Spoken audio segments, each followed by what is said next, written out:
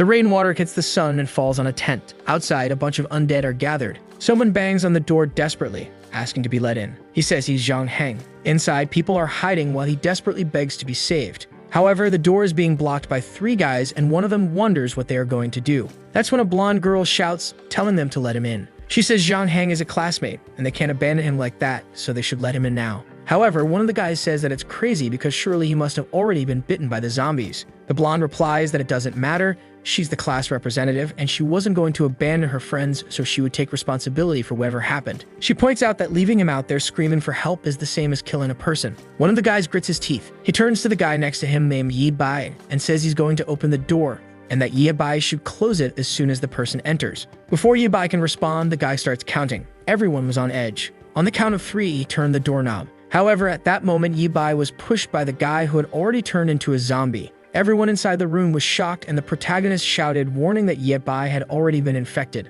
The blonde tries to run, and everyone starts begging for help. The poor protagonist uses his hand to defend himself from the bite. Naturally, he gets his arm bitten. At that moment, he starts writhing in pain and strangely begins receiving memories. That day, he lost his arm. The creatures invaded, and everyone tried to escape. Soon after, the entire city had been taken over by the end of the world. A hooded man asks if he's sure he knows what he's doing. Doctor watches him, and he knew he had only 2 things to do. With that, he pressed the door handle. The first was to save himself, and the second was to seek revenge. Now he was back in the present. At the moment before the door was opened, after living his entire life in an apocalypse without an arm, he was back to when it all started. Outside, Zhang is banging, asking to be let in. And the blonde once again says to open the door, saying that she was the representative and wasn't going to abandon her classmates. Yi Bai recognizes Ruoxi and wonders why she looks so young now. She asks if they are deaf and tells them to let Zhang in because if they don't, they'd be killing that guy. Yi Bai celebrates that everything he had planned had worked and he came back to change the world. He then calls after the representative. He warns her that Zhang Heng, who's outside, might have been bitten by a zombie, so how was she going to deal with the consequences? She responds that since no one saw him being bitten, there was no way to know, and as the representative, she would take responsibility for everything. Yi Bai smiles and says that's fine. He takes her hand and tells her that since that's the case, she could personally open that door. Ruoxi is startled, and the other girls are in disbelief that he told her to do it. The representative yells at him, saying that he's not a real man for asking a woman to do that. However, he says that for someone who wasn't risking anything, she sure was trying to sound morally righteous. He tells her that in the end, she's just a hypocritical woman. But Ruoxi screams and tells him to shut up. She says she's going to open that door because she was never afraid. She calls them a bunch of cowards and tells them to get out of the way. With that, she turns the doorknob. And at that moment, Zhang Heng pushes everyone, already transformed. Once again, everyone in the room is shocked. The door falls to the ground and Ruoxi slowly gets up. However, that's when she gets startled. The infected Zhang Heng was face to face with her. He charges at her immediately, and everyone in the room starts trying to escape. She grabs the guy next to her, saying she was scared. Before he could react, she pushes him, telling him to protect the representative. But a foot comes crashing down.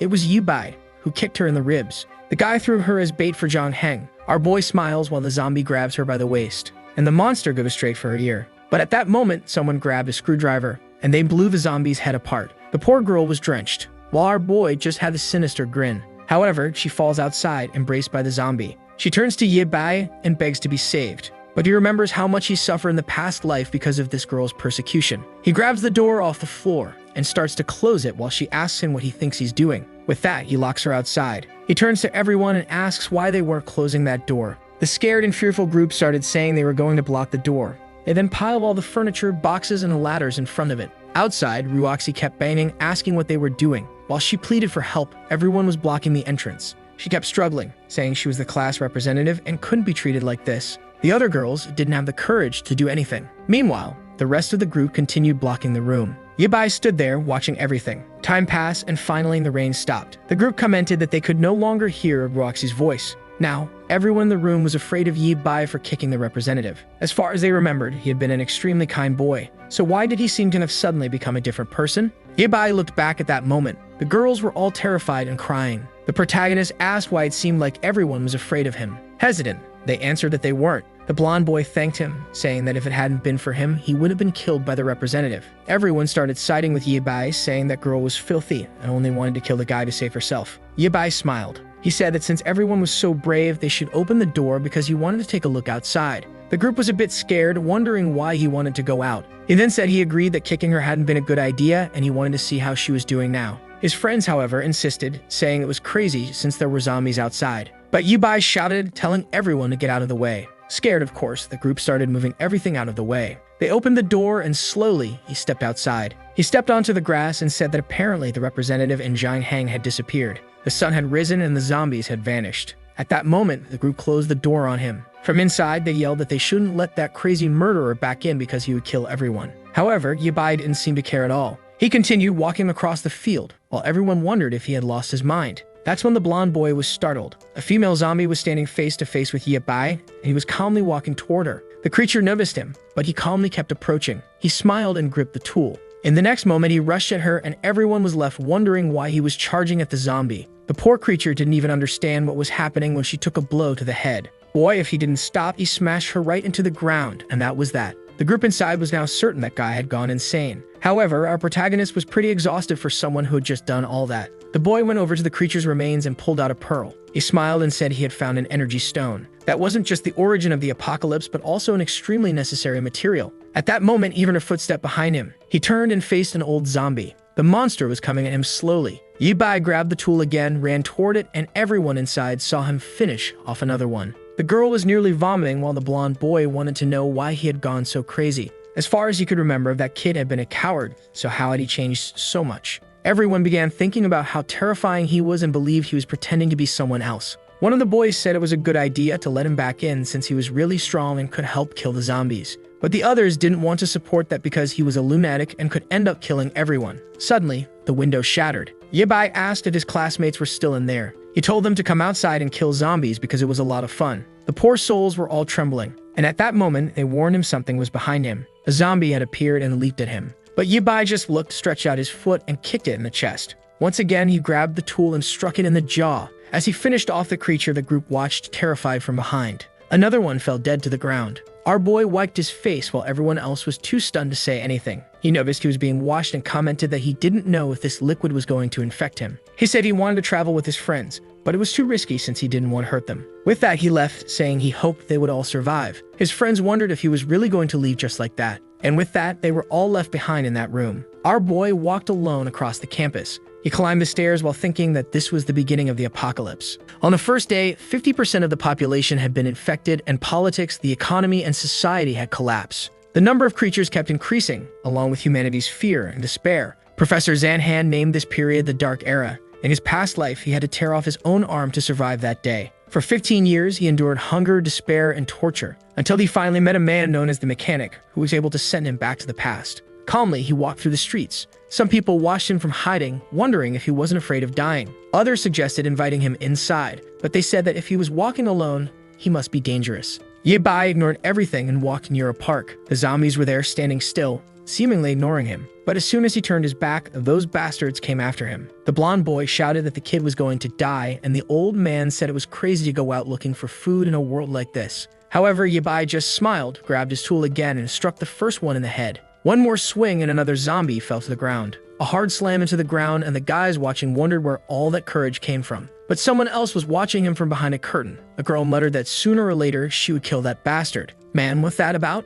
Our boy is killing zombies. Why are you mad at him, girl? After finishing off 3 creatures, our boy was exhausted. But then he heard something else, a flock of birds coming from behind. 3 more zombies were approaching. He quickly realized he couldn't handle all of them. The zombies slithered towards him and he ran off. He knew the previous noises had attracted a horde to that place. From inside another house, a spunk watched, saying that kid was running straight toward them. That's when Yibai noticed a convenience store next to him. He started banging on the door, asking to be let in. He looked at the camera and said he needed help because he was being chased by a horde of zombies. The old man on the other side said it was ridiculous, and no one would ever open the door for a kid like that. But suddenly, the gate began to rise. At the same moment, a zombie turned the corner. It leaped toward him and Yibai hit it in the head again. But an old woman was coming down the avenue, and he struck her in the face with the tool as well. He dove under the gate and rolled inside. The zombies started pounding on the door, but finally he was safe for a while. And man, what he found was a loaded base. From behind a computer desk, a little girl was watching him. Meanwhile, at the nightclub next door, Spank was watching and saying that it looked like that kid was killing everything. The guy with the mohawk turned and told Brother Centipede that a student had killed about 6 zombies on his own.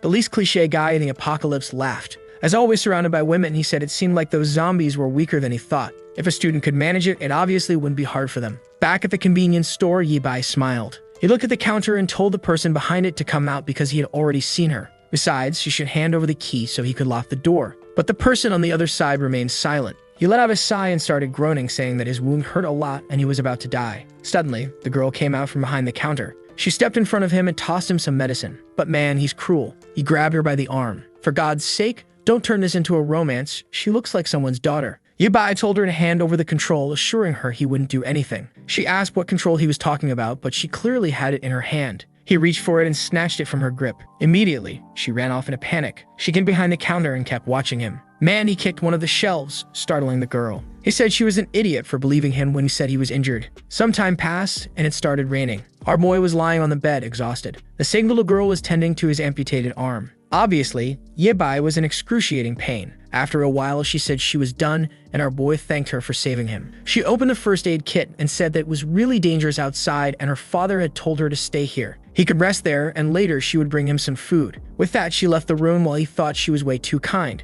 She was the only person out of all the doors he knocked on who let him in. If it weren't for her, he would have been eaten by those zombies outside. But after a while, he heard her asking what some guys were doing. That immediately woke Yabai up. Some people were standing in front of the store, and the so-called centipede thanked her for opening the door for his friends. Frightened, the little girl asked if they just wanted some food because they were hungry. He said that's exactly what they wanted, and now all the food in that place belonged to him. She told them her father would be back soon. But the guy said her father had already been used as bait for the zombies, and now that no one was there, they could start playing a game. Yabai stood in the corner listening as they took the girl's life. After stealing the food, they dumped her body on the floor, calling her an idiot. But now, back in the present, he knew this time he had to save her. First, he had to make sure she understood how cruel this apocalyptic world was, even if that meant she would see him as a bad person. She then knocked on the door, and it seemed like he was going to take the role seriously because he immediately shouted, asking why she was bothering him. She apologized, saying she had washed his clothes because they were too dirty. He got even angrier when he saw how kind she was. He told her to throw those clothes away and get out of there. A bit embarrassed, she said that was fine. He even told himself that with such a weak personality, it would be hard for her to survive in a world like this. However, taking a hot shower like this was amazing since in the future, all the water would be contaminated. He finished his bath, knowing that luckily, this convenience store had plenty of food and water. The goal now was to obtain some equipment and weapons. Looking in the mirror, he remarked that being younger was really amazing. No back pain, no burning legs, and being young was truly incredible. The only downside was that even his abs had disappeared. He opened the bedroom door and saw that she had left a suit for him. Immediately, he shouted, asking how he was supposed to fight zombies wearing something like that. The scene shifted to the nightclub. Centipede told everyone to listen up. That convenience store definitely had food and liquor, but it wouldn't last long. The plan was to get out, kill the zombies in front, and steal everything from that place. Not to mention that Maniac knew there was a cute little girl there, so it would be easy to finish everything off. He then told his brothers to go and kill the zombies so they could start the robbery. The creatures continued banging at the front of the convenience store. Meanwhile, Yabai approached and called the girl's attention. He told her to stop being so stupid and said he had a question. He wanted to know why she was there alone and what happened to her family. She explained that her father had gone to gather resources but hadn't returned.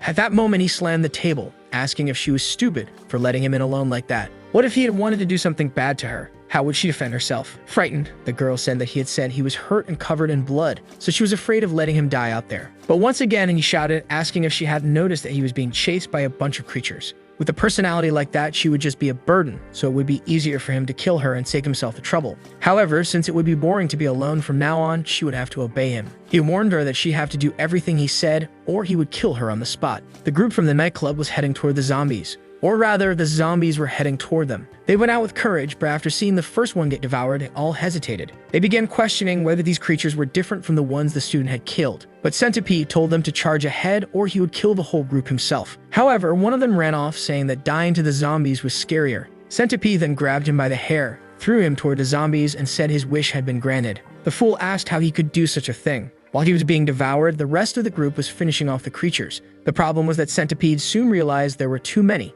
and they would have to flee. The peace had been disturbed by the horde following them. Meanwhile, the convenience store had become peaceful. A little girl climbed the stairs and brought some ramen to our boy, saying she had made it for him. She also brought the hot water he had asked for, but he told her to get out of there because she had done enough. He warned her that unless he called for her, she better not come into that room. With that, she closed the door and he prepared the noodles. He started eating immediately because he was starving. As soon as he tasted it, he got excited and smiled, saying it was really good. However, our boy grabbed the bottle of hot water. He started approaching and Centipede asked what he was doing. Our guy took off the cap and poured it on him. Man, his hand turned red and blistered immediately. Centipede was in agony but couldn't let go of the hand or he would fall to the zombies. Yabai told him he was an idiot for asking for help while threatening to kill someone. But at that moment, someone tugged at his sleeve. When he looked back, it was the little girl telling him to stop. She warned him that it would be better to let that guy in and stop hurting him. That surprised both the protagonist and Yabai. He immediately turned to the girl and told her to get out of there because he hadn't called for her. But she kept insisting, saying that her father had told her not to hurt others. He stood silent for a second. Then he asked if she wasn't afraid of that guy coming into the house and killing her. Centipede, however, said he would never do something like that. He was just starving and had ended up in this situation because he was surrounded by zombies. The outside was already full of creatures, so unfortunately, he couldn't leave anymore. Yabai was angry that the girl had interrupted his plan to kick the guy in the head and let the zombies eat him. Then he noticed a box cutter on the table. Centipede came in, thanking her for her kindness. But he warned that now that he was inside, this was his territory and anyone who refused to obey would have to die. Now the girl realized she had made a mistake. The sky was dark and there were zombies everywhere. A bald man and a boy were blocking the door. It was the remaining people from the nightclub, and the bald man said it was that bastard Centipede's fault for dragging everyone into this. The girls were all screaming in panic, and they didn't know what to do because now that bastard must be dead. The worst part was that the wooden door was about to be destroyed by the creatures outside. The bald man couldn't see a way to keep the place standing. He called out to the girls, telling them to come help block the door. But as he looked at them, he thought to himself that he would have liked to enjoy them more, but unfortunately, that wasn't going to happen. The only way to survive was to run away and let them die. Back at the convenience store, Centipede stood in front of Yabai. Smiling, he told the girl that she was cute but too naive to think he wouldn't kill anyone. However, now that he was inside, he would give her the chance to surrender and become his slave. Then he looked to the side and said he had to deal with the bastard who poured hot water on his hand first. Out of revenge, he made sure the boy would suffer as much as possible. But Yabai stood silently, holding the box cutter in his hand. The little girl insisted, saying that her family owned that convenience store. She added that downstairs there was chocolate, plenty of snacks, and enough food for everyone there. The two stood in silence for a second. The girl smiled, saying everyone could eat together and live peacefully and happily. Centipede lost his temper, lunging at her, asking if she was making fun of him. But the box cutter came in. In half a second, Yabai slashed at the guy's hand. Centipede screamed in agony, but Yabai spun the box cutter, gripping it in a reverse hold. Centipede blocked his move. Our boy was aiming for his throat, but it was undeniable that the guy was much bigger and landed a kick to Yibai's stomach. Our boy was thrown back and the girl fell to the ground with him. Bleeding, Yabai walked across the room toward him. He mourned that it was the first time in his life that someone had made him this mad. Yabai couldn't believe that with one kick, the guy had broken some of his ribs. At that moment, Centipede started stomping on his leg. Our boy was in agony. Centipede wanted to know how he had killed a zombie so easily earlier. Yabai said he wouldn't tell, and the guy replied that he was asking for death. He began stomping on him, saying eventually he would change his mind. The little girl was just watching. Yabai was using this as an opportunity to teach her a lesson, but the price was already too high. He then told the guy to stop, saying he would tell him. Centipede told him to explain quickly, promising he would cause the least amount of pain when he killed him. But Yabai spat blood in his face. Of course, this didn't make the guy happy. He threw Yabai against the wall and kicked him in the stomach again. Centipede asked if he thought this was fun and started stomping on him again. Man, he told Yabai to die and hit him in the jaw. I think our boy's attempt to teach a lesson is going a bit too far. But that's when the shift finally came. The little girl whipped him across the neck. Centipede turned, asking what she thought she was doing. He shoved her hard, throwing her to the ground and grabbed the box cutter. He screamed in a rage, saying they were both going to die. But time was up, and Yabai landed a blow to the back of his neck with a stick. With that, Centipede passed out on the floor. Our boy was exhausted and could barely stand. The frightened little girl asked if he had died. Seeing the pool of strawberry juice, she wondered if she had really killed someone. Yabai then placed a hand on her shoulder. He told her it was okay because she had done what was necessary. Besides, that bastard was an evil man. Confused, she asked why he had acted that way when all she had done was try to help him. But that's when Yabai told her that bastard wasn't dead. She seemed excited and said that if that was the case, she should save him. But our boy threw her aside. He tossed her out of the room and said he had never met anyone as stupid as her.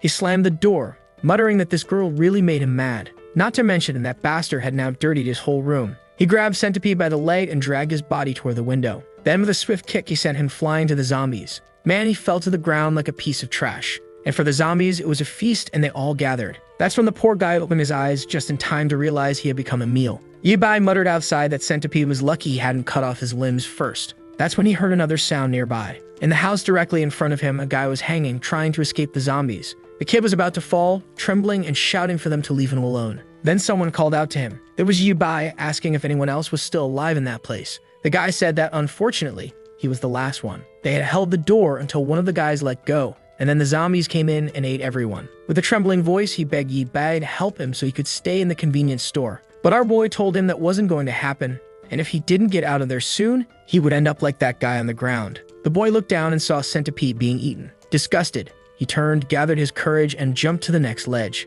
The kid was a Parker King managing to balance on the railing. He ran across it, and our boy was just watching. He was disappointed that those damn zombies hadn't managed to kill everyone from the nightclub. Time passed, but the zombies still lingered outside that place. The window was broken, and our boy opened the bedroom door. Outside, the little girl was still waiting. He asked her what she was doing there, and if he hadn't told her to go take a bath. However, she looked inside the room and saw that the body had already been dragged away. He told her not to look too much, but the guy had already gone to the first floor. The girl asked if he had escaped. He replied that in the way he had thrown the guy outside, only a god could survive. She looked a bit sad and asked why he had to kill the guy like that. Even if he was a bad person, they still had a chance to turn him around. But Yibai slammed the door above her. He asked if she was so stupid that she hadn't learned a lesson after everything that happened. No matter what she did, that guy was going to try to kill her because that's how the apocalypse was. The girl repeated the word apocalypse, saying he didn't know what he was talking about. But Yibai just walked away, saying it was stupid to waste time with her there, so he was going to take another shower. But she got up and said she wanted to talk to him. She tripped like an idiot and seemed to faint. Luckily, Yibai managed to catch her. He ran to the room and put her on the bed, wondering if she had been bitten. He didn't see any wounds, so maybe it was just a fever. He remembered there should be some medicine in that room. Now it made sense why she seemed so weak from the moment he first met her. Finally, he found the box. But when he opened it, on top of the medicine was a pink notebook. He started flipping through it and realized it was a list of blood donors. Analyzing the girl's condition and what was written there, he started to understand. It seemed like the kind of medical notebook. He wondered what she had and kept flipping through it. Her name was Yo Yor, and she was 14 years old. On top of that, she had leukemia. He lifted her shirt and began to understand why she had so many band-aids on her body. Perhaps because she had received donations, she always wanted to help people too. But unfortunately, that kindness she wanted to show to the world no longer existed. That's when he reached into his pocket and saw that he still had the apocalypse essences. He didn't know how effective they would be for this particular illness. But night was falling. Outside, the area was still full of creatures. Fortunately, the night was calm, and after some time, the sun began to rise.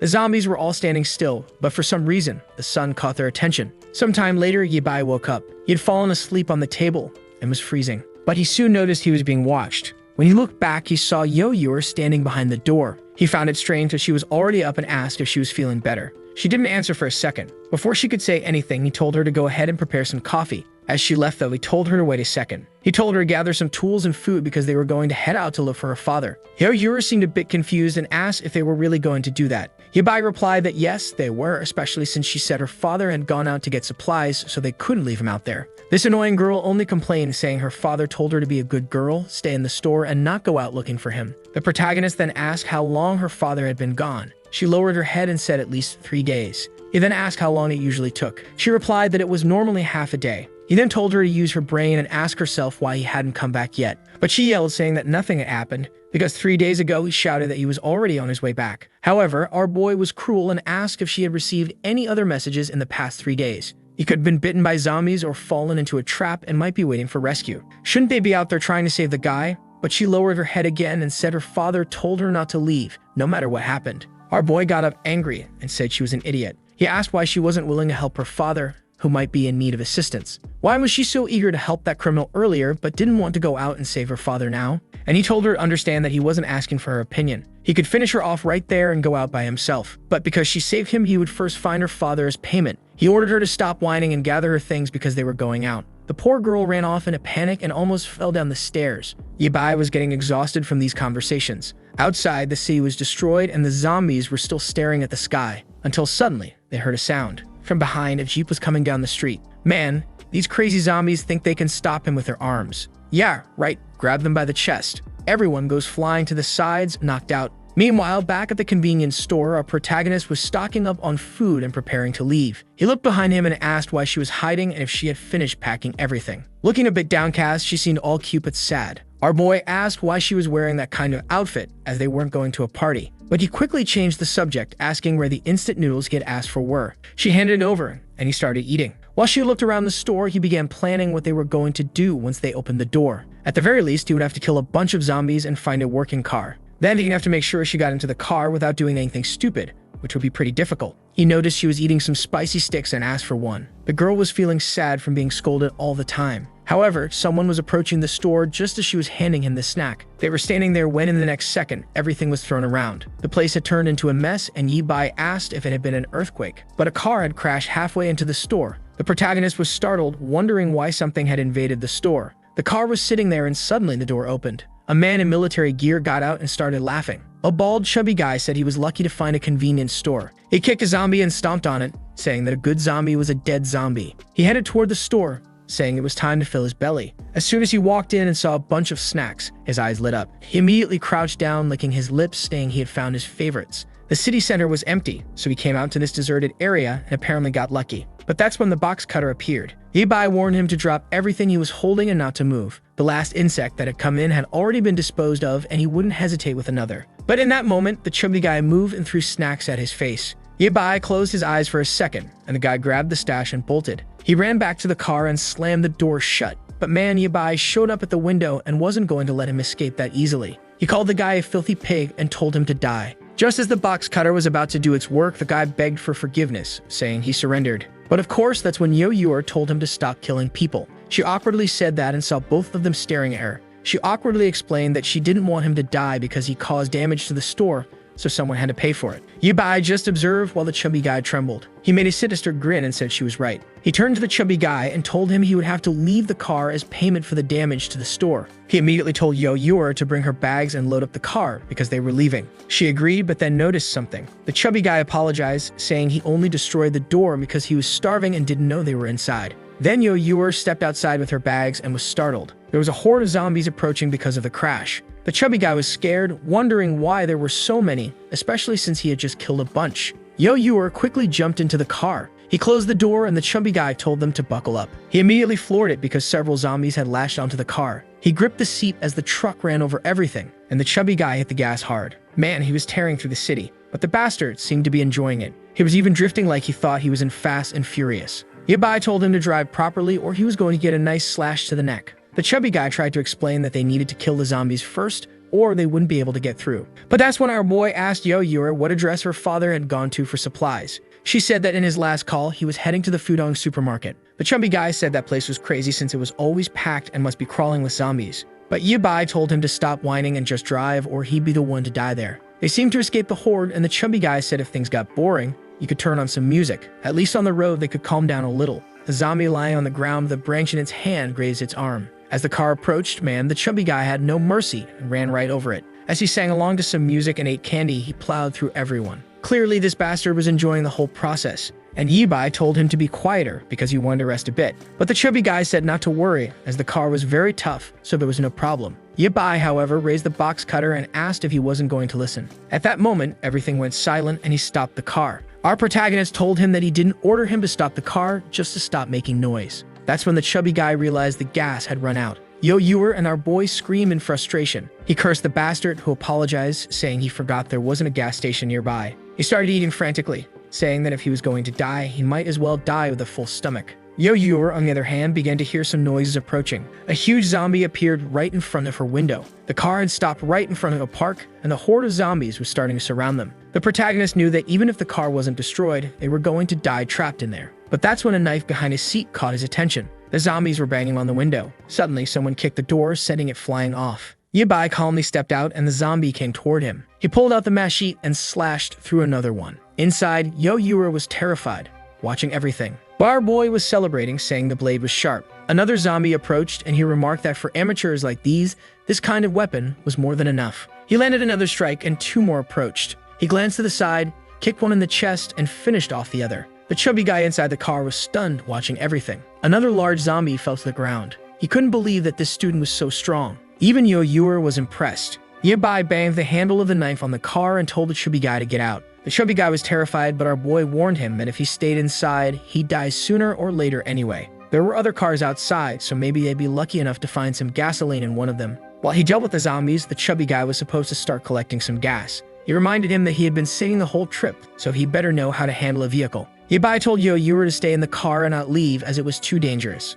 Yi Bai then told the chubby guy to come with him. The chubby guy, still not mentally prepared, said they needed more time. But in the next second, Yi Bai had already killed the first zombie. The poor chubby guy couldn't believe that this boy had no fear at all. Yi Bai moved on, slashing through another one. He looked back and told the guy to hurry up. But then the chubby guy remembered that there were some gasoline canisters in the truck bed. He realized how useful Yibai was and wanted to make better use of him. Yibai killed another zombie. He looked back and asked what the guy had said. Embarrassed, the chubby guy said he had been in shock and forgot. But if they waited a little, he'd fill up the tank. Yibai told him to wait and do that later. The chubby guy was confused. Our boy said he needed help collecting something. He opened his hand, revealing a green pearl. He explained that they were found in the brains of zombies, and while he killed them, the chubby guy was supposed to collect them. The poor guy, who had never done anything like that before, started sweating. But Yibai said it was easy and showed him how to do it. He quickly demonstrated the process and asked if the chubby guy understood. Obviously, the guy said it was too disgusting and he'd rather stay in the vehicle. Yibai warned him that if he went back to the vehicle,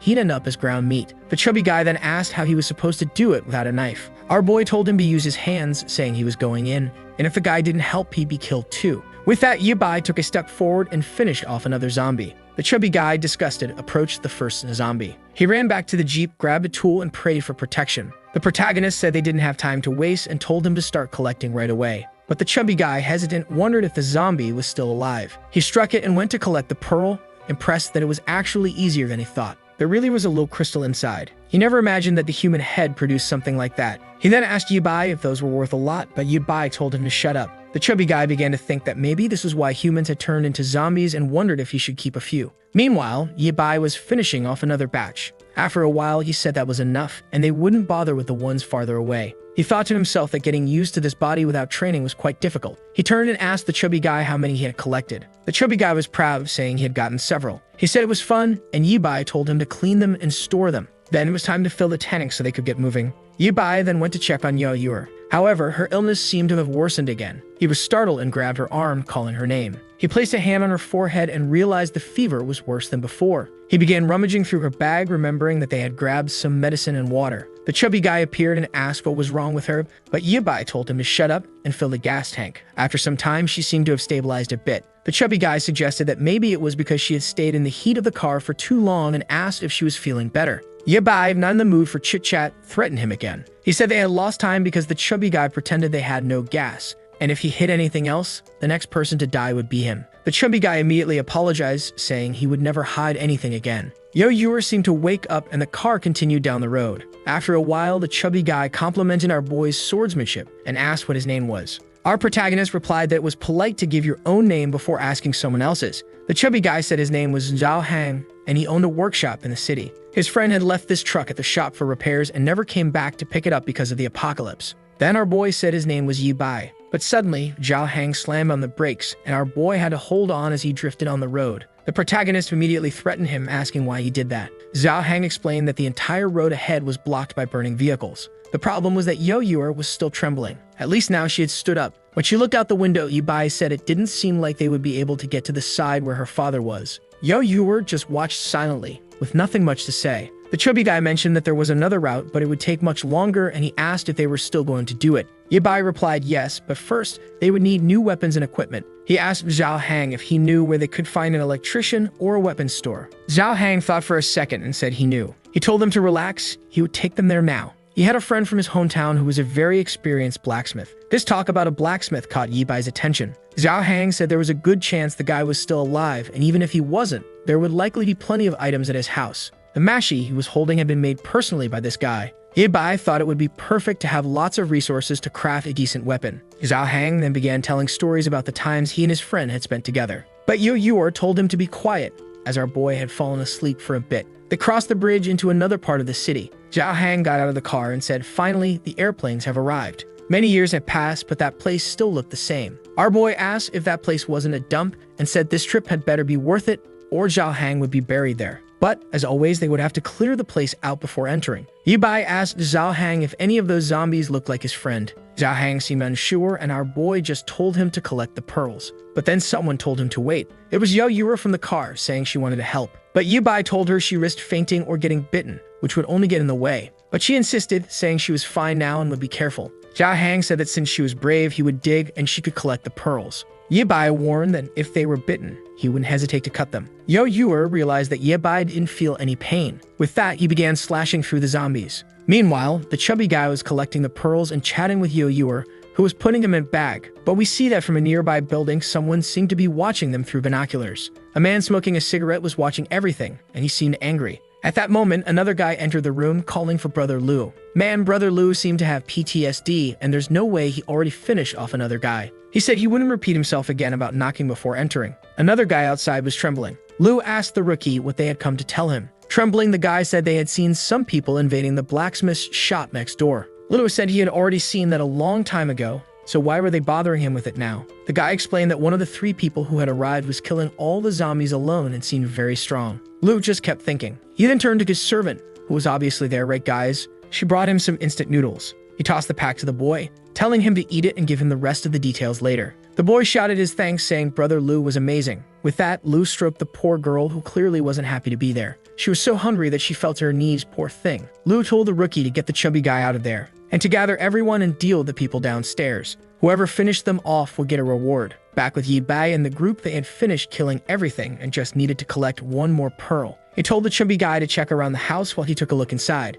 He kicked open the door and found a fully equipped blacksmith's shop. As he slowly walked inside, he examined each item. He saw the anvil, and the most interesting part was that the forge was still lit, so someone must have been there recently. The chubby guy then mentioned that the house didn't seem to have any holes, but he didn't know where the blacksmith had gone. Our boy told him to bring some pearls and materials from the cars. He also told him to sharpen his blade. The chubby guy wanted to know why he didn't just take the many weapons hanging on the wall, as they were already finished. But Yi Bai explained that in a week, those kinds of weapons would be useless. Zhao Hang immediately understood that the rascal was planning to forge a new weapon. Yi Bai told him to hurry up and bring the damn pearls. Zhao Hang grumbled, saying his companion was too hot-headed. Yao Yura then asked what she should do. With the forge lit and the pistons pumping, the first skill of a mechanic was obviously construction. He placed the steel tube into the fire and started hammering away. Zhao Hang just stood behind, watching everything. Impressed that someone so young knew about blacksmithing, our boy told Zhao Hang to pour all the pearls into the cup. The chubby guy obeyed, and Yi Bai placed them into the fire, where they began to melt. After a while, everything turned into a green liquid. Seeing the aura rising, Zhao Hang realized it seemed like some kind of magic. Yi Bai then took a box cutter and opened a bottle of strawberry juice, pouring it into the melted pearls, which started to mix together. He then took the liquid and poured it over the blade, which began to fuse. Zhao Hang stood there, just watching everything. Our boy resumed hammering. As he hammered inside, the sounds could be heard outside, and of course, this attracted Brother Lu's group. The guy from earlier was scared to death, but the guy with the strong jawline was eager to gain a lot of resources by killing these weaklings. Another guy with long hair said the biggest reward would be spending time with someone named Higuan. However, the guy in the polo shirt said there must be a reason Brother Lu wanted them to kill this guy. The best plan was to wait until nightfall when their guard would be down, and then they could launch their attack. Back in the house, Yi Bai was busy with his crafting work. Man, the kid was really creating some futuristic mechanical stuff. Zhao Hang was starting to think our boy might be some kind of engineer from the best university in the country. Yi Bai would finish a piece and go back to forge another one. From the water, he pulled out the first completed piece. The chubby guy looked at it and said the electric pattern was really cool. Yi Bai just smiled and said that all the materials were ready. Now it was time to show the true power of a mechanic. Meanwhile, Yo Yuer set the noodles on the table and began preparing to eat, happy to be with Yi Bai because at least she felt safe. Suddenly, someone covered her mouth. It was the perverted long-haired guy who said he was taking her to another place. But Yi Bai seemed to hear something. Just before that, inside the house, he had been sharpening the blade. He fitted it into a mechanical device and placed it on the table. Zhao Hang, curious, said he had only ever seen one of those in movies. Yi Bai grabbed 2 cables and said it was time to activate. He electrified the weapon, and it lit up with a green glow. The engine in the place was already failing, and the chubby guy was impressed. Our boy announced that the second-order sword was ready. Zhao Hang wanted one too. But then they heard Yao Yuer's voice from outside. The next second, they were running to see what was happening. They came face to face with Brother Lu's gang. Yi Bai saw Yao Yuer unconscious in the guy's arms, and his expression turned dark. The bald guy at the front told him to drop the weapon, or the girl would die. But Yi Bai just raised his arm, slashed the ground, and a shockwave cut the guy in two. In a panic, another one tried to run. But Yi Bai simply asked where he thought he was going. He slashed again, cutting through metal like it was paper. At that point, everyone was in a frenzy, trying to escape. Meanwhile, behind them, Yi Bai had already made the first headless knight. The guy who had spoken with Lu earlier told the other to let go of the girl, or they wouldn't make it out alive. But the guy insisted on fleeing, saying that if they didn't escape, Brother Lu would kill them later. That's when a lightning slash passed in front of them, and from behind, Yi Bai was slowly approaching. But then Zhao Hang shouted, warning him that a horde of zombies was approaching from behind. The strange thing was that they were moving much faster than before, as if they had been injected with something. Zhao Hang didn't know what to do and asked Yi Bai. He gripped the handle of his blade, slashed at the zombies, and started cutting them down. Next to him, Zhao Hang was just watching in awe as Yi Bai unleashed a flurry of attacks. The problem was that, obviously, the two bastards were getting away. Zhao Hang then pointed out that they were running toward that building. Yibai said, "Of course," and told the chubby guy to stop standing around and chase after them with the vehicle. The chubby guy scrambled into the car, saying he understood. As he sped away, he saw that Yibai was still dealing with a lot of zombies. The mission to save the beautiful damsel now fell to him. The guys heard something behind them. Of course, it was Zhao Hang's car, and they jumped into the bus. Zhao Hang hit the brakes and saw they had arrived at what looked like the base of those guys. He got out of the car, not knowing what to do since the entrance was blocked by the bus. While the two from earlier flowed with Yo Yuer, other guys inside the building watched him through the windows. Seeing that he was just a lone chubby guy, they thought it would be easy to deal with him. They got off the bus and told him to leave the car there or everyone in that building would end up roasted. Zhao Hang said he wasn't afraid and told them to come at him. The guy in the cap ran at him, boasting that he had killed more people than Zhao Hang had eaten chicken. Man, considering Zhao Hang's size, that was a bold statement. But Zhao Hang just readied himself and said they were looking for death. That's when the green crescent moon slashed through, and of course, the guy was split in half. Man, the bus behind him was shattered as well. Zhao Hang was amazed that our boy had already killed all the zombies. But Yibai just ignored him and told him to follow. They were going to save Yao Yuer. He prepared another attack and sliced the bus in half completely. From behind the pillars, a bunch of guys were getting ready to charge at the two. Yibai, with mirrors of steel, was walking out in the open. Seeing that Yibai was a fool, one of the guys threw a knife at him. But the boy, a true apocalyptic warrior, sensed the blade and easily blocked it. He slashed back and another one was down. From behind some crates, a guy threw a Molotov cocktail. But Yibai dodged it with a quick dance step and sent another green crescent slash. Then someone fired a gun. Luckily for Yibai, he was like Neo from the Matrix and narrowly dodged the bullet. Brother Lu, watching, remarked that Yibai seemed brilliant. He said he was interested in knowing how Yibai was so strong and asked if he wanted to drink something with him. He tried to explain that he liked talented people like Yibai, but Yibai just raised his blade. Lu pointed to Yo Yuer and told Yibai not to move. She was peacefully sleeping, but in a second, she could be dead. Lu said Yibai was being treated with courtesy, so he better stop acting like that, or else he'd find out if a bullet was faster than a sword. Yibai just stood there observing. Zhao Hang asked what they were going to do in a situation like this. Suddenly, Yibai smiled and said he agreed. He was working on a major project and needed a big group of people. So if Lu gathered everyone together to talk, Yibai would give them a chance. Lu questioned if Yibai really wanted to talk to everyone, and said that if that was the case, they would welcome him. Zhao Hang whispered to Yibai that it was crazy to go up against everyone alone since they had guns. But Yibai just told him if he didn't want to come, he should just disappear. The chubby guy was trembling but said that if Yibai was leaving alone, he'd rather go too. He really was leaving and didn't regret it at all. Yibai thought to himself that the bastard was really annoying. Then the lackeys came and seemed to escort him somewhere else. A while later, he found himself in a room face to face with Brother Lu's entire group. Lu welcomed him and said they had all the healthy people within a 15-kilometer radius here, and he was the leader known as Lu Shang. He then asked the protagonist's name and what kind of help he needed. Our boy introduced himself as Yibai. He said he remembered Lu Xiang and asked if he knew how this disaster started. Lu was confused, wondering how Yibai knew him and how he knew how all this began. Yibai complimented Lu on realizing the disaster was coming and stockpiling so many supplies. He also mentioned that Lu's current plan was probably to establish the Nether Dragon Association. Lu Shang was even more confused.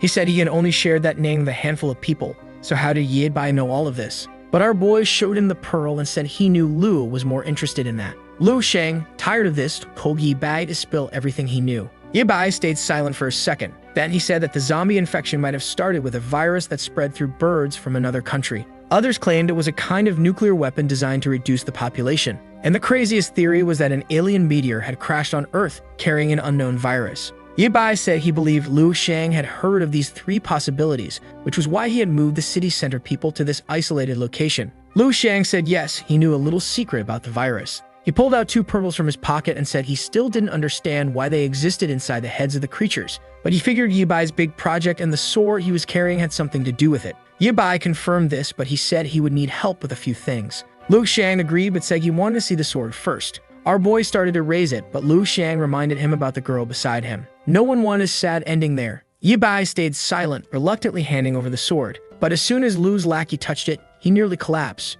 He took it to Brother Lu, saying it was impossible to use something that heavy. Lu didn't believe it and tried to lift it himself, but when he realized he couldn't even pick it up, he admitted the day was full of surprises. He then told Yibai to start his show and explain what he wanted. Our boy explained that in this apocalypse, as soon as someone started getting infected, a pearl began to form in their brain. At first it was a dark pearl, but the longer it stayed inside the zombie's head, the more energy it accumulated. The energy inside the pearls could adapt well to the human body and could also be used to make powerful weapons. Lu was intrigued by the idea that the pearls could adapt to the body. He asked if it was possible to consume them to keep getting stronger. Ye Bai said it was possible, and most people ended up becoming zombies. Lu wanted to know what happened to those who didn't become zombies. Ye Bai just told everyone to watch. He would show them once. The first step was activation. He connected the two power cables, creating a green energy. It spread throughout the room, and the generators caught fire. With that, a blackout occurred. Lu immediately asked what was going on. But in the same moment, Ye Bai grabbed the sword. He lunged toward Lu and slashed at him, but the blade missed its mark. He countered with a quick shot, but Ye Bai dodged it. Ye Bai tightened his grip on the blade and made a clean cut through the guy. The trembling man admitted he had been careless. Our boy simply said that the damn Nether Dragon gang would die here today. In the future, they would become famous for the weapons they would create and the slavery system they would establish. But before any of that could happen, he was going to annihilate everyone. Another slash and more bodies were left in pieces. The entire floor was destroyed. Ye Bai felt relieved that Yaoyuer was still asleep. He gently stroked her, thinking that although the apocalypse was cruel, he didn't want her to witness such scenes. But suddenly, someone appeared at the door. Ye Bai turned and saw, of course, the coward Zhao Hang, who had run off earlier. He came in with a flashlight, amazed that Ye Bai had wiped out everyone. Ye Bai simply confirmed it. He picked up a weapon from the ground and said he had successfully completed the objective. Zhao Hang asked if they had come all this way just for the weapon and not for Yuer. Ye Bai explained that in this new world, weapons had gone through many changes and were extremely dangerous. Now Zhao Hang was curious about what Ye Bai planned to transform it into. He praised Ye Bai's plan to have him toss some pearls into the generator, saying it was very clever. But then they heard a bottle hit the ground. They looked to the side and saw a girl collapse on the floor. In a panic, she begged them not to kill her. Zhao Hang, ever the fool, asked why there was a beautiful damsel in distress here. The girl explained that she had been captured by Lu Xiang and had been living there like a slave, suffering every day, with no relation to his gang. Ye Bai then asked if she knew where Lu Xiang had hidden the rest of his resources. She said she did and offered to take them there. On the way, Zhao Hang asked where she was from, and she replied she was from the eastern city. In the middle of their conversation, they stopped in front of an elevator, and she said the storage room was unfortunately on the 6th floor. Ye Bai told Zhao Hang to hide with Yuer while he went with the girl to check out the storage room. Meanwhile, in the wreckage of the battle, the guy from earlier was calling for help. He was shocked when he saw Brother Lu's body sliced in half. Slowly, he tried to stand up and noticed a pearl in front of him. He remembered Ye Bai calling it the black metal energy and Lu Xiang saying that eating it might make someone a god. Desperate and with no other options, he swallowed it immediately. His pupils contracted and veins bulged all over his body as he began to writhe in agony. Thunder struck outside as Yaoyuer woke up in the room. She asked Zhao Hang where they were, and he told her to calm down. He explained that she had been kidnapped earlier, but he and Ye Bai had already saved her. At that moment, Ye Bai entered the room, seeing that she was awake. Zhao Hang asked if they had found anything valuable, and Ye Bai confirmed they had, but it would take until tomorrow to move it all. Zhao Hang then asked where the girl had gone, and Ye Bai explained that when he went into the storage room, she started running away. He found it strange that she ran off, especially since it was raining outside. Ye Bai simply told him to forget about her because he needed to sleep and rest, as the streets would be crawling with zombies now. The scene shifted to a girl taking a shower. She was calmly relaxing when a man appeared, saying that since she had mutated and was in his house, she needed to understand that nothing was free. He started trying to open the door, telling her that besides her body, she had nothing to offer. She began screaming for help, but the man said that with the rain outside, no one could hear her. But then the door cracked open. The man was startled and went out to see what happened. But boy, he made a big mistake. The girl heard a scream, and upon checking, saw that the man had been killed by a gigantic creature. The fool was thrown against the wall, and the blonde girl screamed in terror. The creature stood still, staring at her. It began to reach out its arm, and in her desperation, she begged it not to come any closer. The monster paused for a second. It saw itself in the mirror and collapsed to the ground, saying it wasn't a monster. It began asking why it had transformed like this. The creature pounded the floor, saying it didn't want to stay like that. The blonde, confused, asked who he was. He explained that he had been shot but had consumed a zombie pearl, and his body had started to mutate. The blonde was perplexed by this talk of humans transforming by eating the black metal from pearls. The guy said that someone named Ye Bai had explained this to him, saying he had taken the pearl from a monster's head. The blonde seemed to recognize the name and ran toward him, asking if he had really mentioned Ye Bai. The crazy girl suddenly got braved, demanding to know where Ye Bai was. The monster said that Ye Bai had arrived in the southern city recently and had killed everyone in a building. It turns out this blonde was the same one from the beginning, as she said she wanted to kill Ye Bai. But the monster told her it was impossible to kill him because he was incredibly strong. The blonde said she was in this state because of that bastard. The two were enemies. She stood there for a moment thinking and asked if he wasn't strong since he had killed that guy in a second. The monster explained that he felt strong but couldn't control his power well.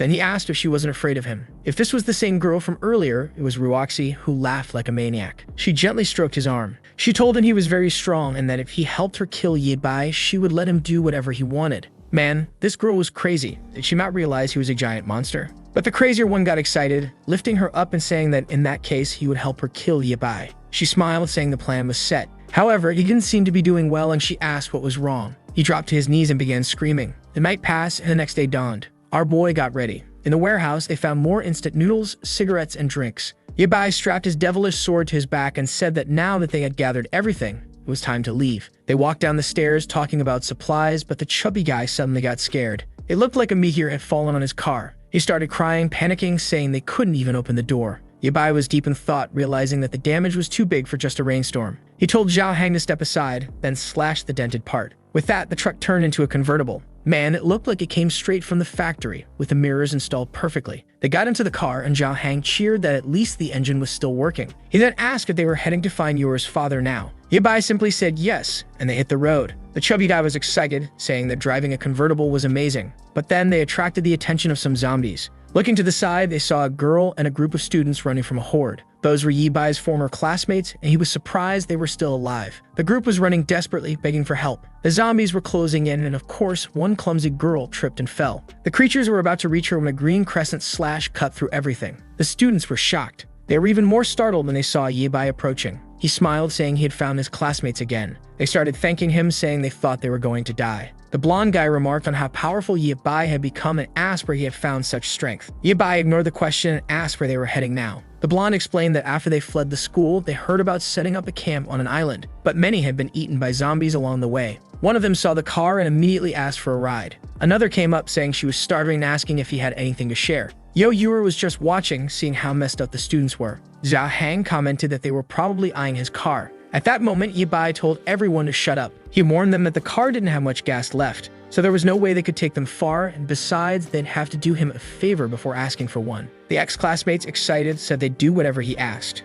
Ye Bai smiled. He called over Zhang and told him to explain the rules this time. Zhang, thrilled, was now in charge of the others. Our boy headed toward the zombies, saying he would clear them out and they should take care of the cleanup. The students were confused, but Zhang started explaining the process. He handed over the tools and began extracting the pearls. He smiled at everyone, saying it was easy. But one of the girls fainted. Yuer, unfazed, reassured everyone that the heads were soft, so it was easy to remove the pearls. The group was terrified, wondering what this kid had gone through to be so calm. Zhang then distributed the tools to everyone, warning them not to get bitten. But the blonde guy was now curious, wondering why the green dancer wanted those pearls. Ye Bai kept killing while they collected. 2 hours later, they had filled the entire sack. Ye Bai then told them to hand out some food, but Zhao Hang got angry, upset that Ye Bai was giving away food without asking him first. The students were pleading, but man, the chubby guy wasn't willing to give even a small piece. Right at that moment, a creature stepped on the car's metal frame. The transformed monster from earlier had fully mutated. Ye Bai realized that this was an ability user who had mutated. He immediately turned and told everyone to run. But man, he almost got slashed in the arm. He dodged back and unleashed another green crescent. But the monster was a smart human too and managed to dodge. Then, out of nowhere, someone started clapping. That damn low-cut queen had finally found our boy. Ye Bai was furious when he saw Ruoxi. The students were confused, wondering why their class representative was there. Ruoxi said she had survived in every way possible, just so she could one day watch Ye Bai die. She immediately ordered the creature to kill him. Ye Bai couldn't understand why the creature was siding with the low-cut queen. The monster came at him, leaving him no choice but to fight. Yuer called out to him and suddenly, a fireball hit between the two. On the roof was another creature, a flaming, long-haired zombie. And suddenly, the scene shifted to a ship in the middle of the sea. A guy was smoking a cigar, saying it was peaceful there because zombies couldn't fly. They were planning to live there peacefully, gradually collecting resources from other boats. Or not really, because one of the boats just exploded. The fools were terrified, and here came the flame-haired zombie. The two screamed, but it was too late. They were already gone. Back to the present, the creature was standing on top of the building in front of them. Both our boy and the transformed monster were staring at it. Ye Bai knew it was another transformed ability user, and even worse, an elemental. Ruoxi had no idea that elemental creatures existed, and she asked her monster if that thing was a companion of his. He responded that he didn't know, but right then, the flame monster jumped off the roof toward him. The creature grabbed him by the neck, and everyone could see that it wasn't a friend. Ruoxi's monster tried to block the flame creature, asking who she was and why she was attacking him. She planted her foot on his stomach and kicked him hard, sending him crashing into a car. Then she turned and blasted him with a wave of fire. Poor Zhao Hang was crying, devastated that their car and food were gone. but Yibai told him to stop worrying about that and start running. Our boy took off running, but Ruoxi still wanted her revenge. She ordered her monster to go kill Yibai, who was trying to escape. The monster tried to explain that things weren't looking too good for him. And then, out of nowhere, the flame creature launched a fireball straight toward Yao Yuer. The ground exploded and everyone scattered. Yuer fell to the ground, but of course Yibai had saved her once again. Now with a wall of flames between them, Yibai told everyone to stop staring and start running for cover. Zhao Hang asked where they were supposed to go. Yibai looked around and saw the entrance to a garage across the way. He started running, telling everyone to follow him. Meanwhile, Ruoxi's monster was face to face with the flame creature. He tried to reason with her, saying they shouldn't fight, and asked if she had also eaten the black metal energy to end up in that form. The flame creature muttered the words "Black Pearl," but then she suddenly had a headache, fell to the ground, and said she didn't want to eat it. She explained that she had been tied to a bed and forced to consume it by a bunch of lunatics. She wanted to kill them all, and whoever kills gets the ashes. Ruoxi's monster said he had been forced to eat it too, could understand how she felt. But Ruoxi wasn't interested in this conversation and told them to hurry up because Yibai was escaping. She crossed her arms and sarcastically asked how they were going to get their revenge if they let him go. The monster reassured her, saying he could still smell Yibai's scent. The flame creature asked who this person was that they were so desperate to find. The black monster explained that Yibai was someone who knew about the pearls. Maybe he also knew how to turn them back into humans. The flame creature, thoughtful, said that if there was a way to become human again, she'd join them.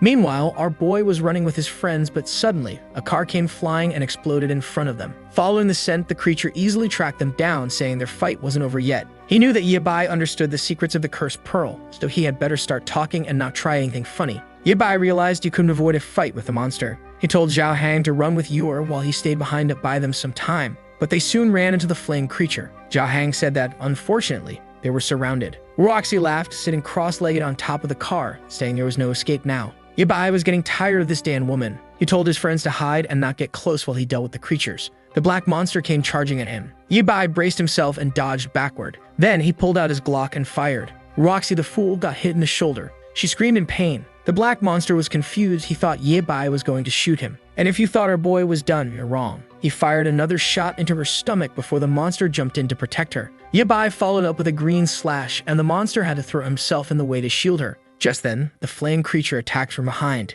She ignited the area, but Yibai dodged to the side. Man, she sent a firestorm his way, but he managed to deflect it with his sword. Meanwhile, Yao Yuer and Zhao Hang were watching. Yuer pulled a hatchet from her bag and threw it at the flame creature, but it just bounced off her head without doing any damage. The creature turned around and Zhao Hang asked what she had done. But with that distraction, Yibai almost landed a blow on the creature's head. However, his real target was the pipe above, which burst and sent water raining down on the flame creature, extinguishing her. With that, Yibai seized the opportunity and slashed her. She screamed in agony for a second, but Yibai pulled back his sword and almost hit her foot. The creature tried to flee, and Yibai was face to face with the black monster again. The monster warned Yibai that he would pay for this in the future. Worn out, the two creatures fled the scene. Man, Yibai made them all run away. But exhausted, he fell to his knees. Yao Yuer asked if he was hurt, but he said no. He was just relieved that they had survived two ability users in a situation like that. The chubby guy asked if he knew the origin of these creatures. Yibai remained silent for a second before explaining what happens when some humans consume those pearls.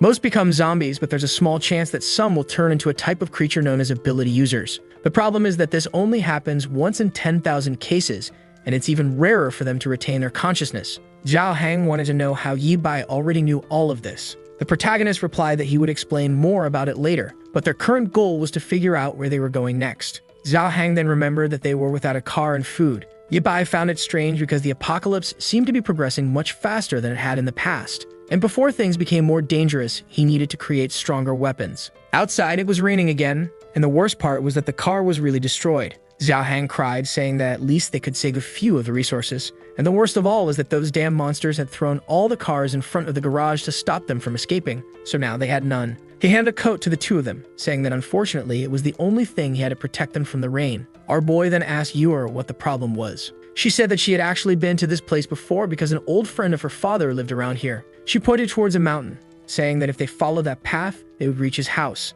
The big guy asked who this person was and if he was still alive. She said he was a bit weird, but he was a good person, or at least she hoped he was. His house had really high walls and lots of computers and food, so he was probably safe. The big guy asked if that guy had a cyber cafe inside his house, And our boy said that since he was a friend of her dad's, maybe her dad was there too, so it might be a good idea for them to go check it out. However, the horde of zombies was coming from behind again. Yabai said he would clear the path and they would follow right behind. Meanwhile, the other big monster was also killing a bunch of zombies. He went to one of them and ripped out a pearl. He said it seemed enough and jumped onto the building. The fire monster girl was hiding from the rain. He came in from outside, called out for Ruoxi, and she was almost on the verge of passing on. He said he brought some pearls and she told him to hand them all over quickly. But the monster asked if she was sure she wanted to eat that. She told him to just hand it over and get the hell out of the room. Man, the big monster got roasted. Like the fool, he respected the girl. The fire girl asked if she had eaten it, and he said she seemed to be hesitating. Her friend said she would definitely hesitate too, especially after seeing the state she ended up in after eating that.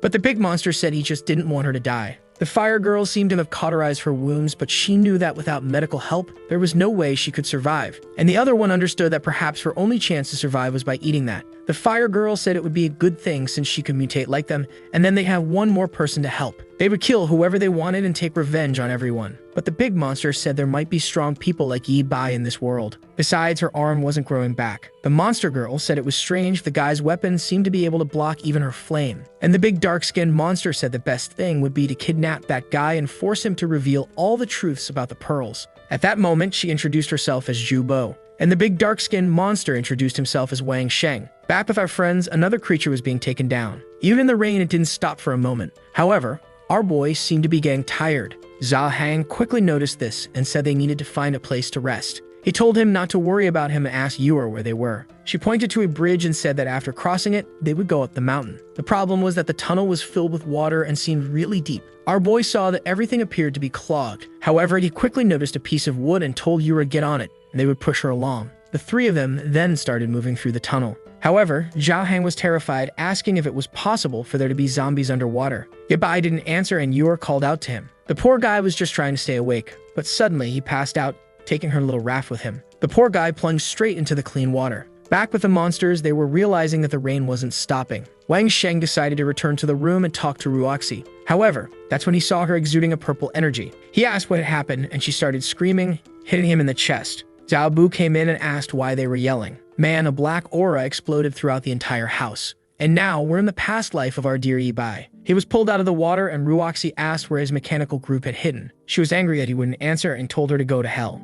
She then said he was arrogant and that he would pay the price for it. With that, he was forced back into the water. Sometime later, he woke up back in the present in a little room. There, Yuer was sleeping on his leg and woke up still a bit groggy. She was excited that he had finally woken up. However, he wanted to know where he was. At that moment, the big guy came in, taunting him, saying he had finally woken up. Yabai seemed upset that the big guy was still with them. He said that obviously it was him who had brought him to this place. Our boy asked how they brought him up the slope in such heavy rain. At that point, a gray-haired man entered the room and said he wanted to know that too. How could a boy, a big guy, and a child survive in streets full of zombies? Then Yuer got excited and called him Grandpa Zhang. He explained that Jia Reng had pulled our boy out of the water but didn't know what to do. Luckily, he had been watching everything on camera and approached with a car to save everyone. Yibai asked if he saw everything, and the old man said he saw him slicing through the zombies like they were cucumbers. That weapon of his was incredible, and he wanted to know where he had gotten it. Our boy stood up and said he couldn't say where and demanded it be returned immediately. The poor guy threatened the old man but collapsed to his knees from exhaustion. The old man then said that it seemed using that sword really drained anyone's energy. He apologized for not introducing himself. He said his name was Zhang and he could be called Professor Zhang. This was his lab where he conducted research on the zombie virus.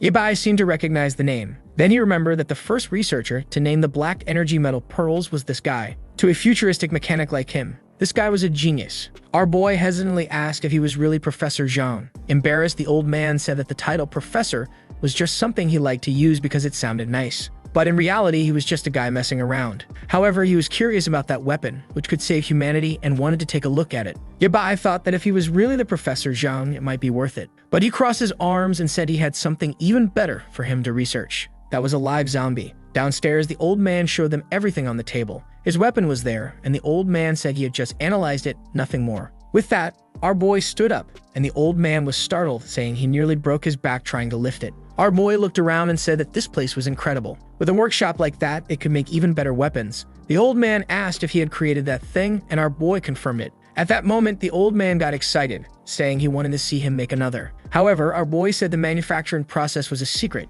The old man complained, saying that was bullying. Our boy just said that if he gave them some good food for a few days, he'd think about it. And on the old man's monitor, he had already seen information about the two of them a long time ago. Man, there isn't a single day of rest in this apocalyptic world. I even feel sorry for these zombies who are stuck with wet feet all the time. From inside the base, Yor was watching the cameras. Jen came in with a coffee, saying he was glad she was there. She said she was trying to do everything she could to help, and Zhang congratulated her for keeping an eye out for more survivors. However, he warned that unfortunately there was still no news of her father. She said that her father and Professor Zhang were good people, so she was sure he was okay. The old man then approached and asked if those two who came with her were really good people. That student didn't seem normal, knowing so much about this kind of technology at such a young age. Not to mention, he had a look in his eyes that he had seen in killers before. And the big guy seemed normal, but he believed he was hiding some secrets. At that moment, the big guy appeared and told the old man to stop bad-mouthing him to others. In his view, the old man was the weird one for living alone in such a huge place.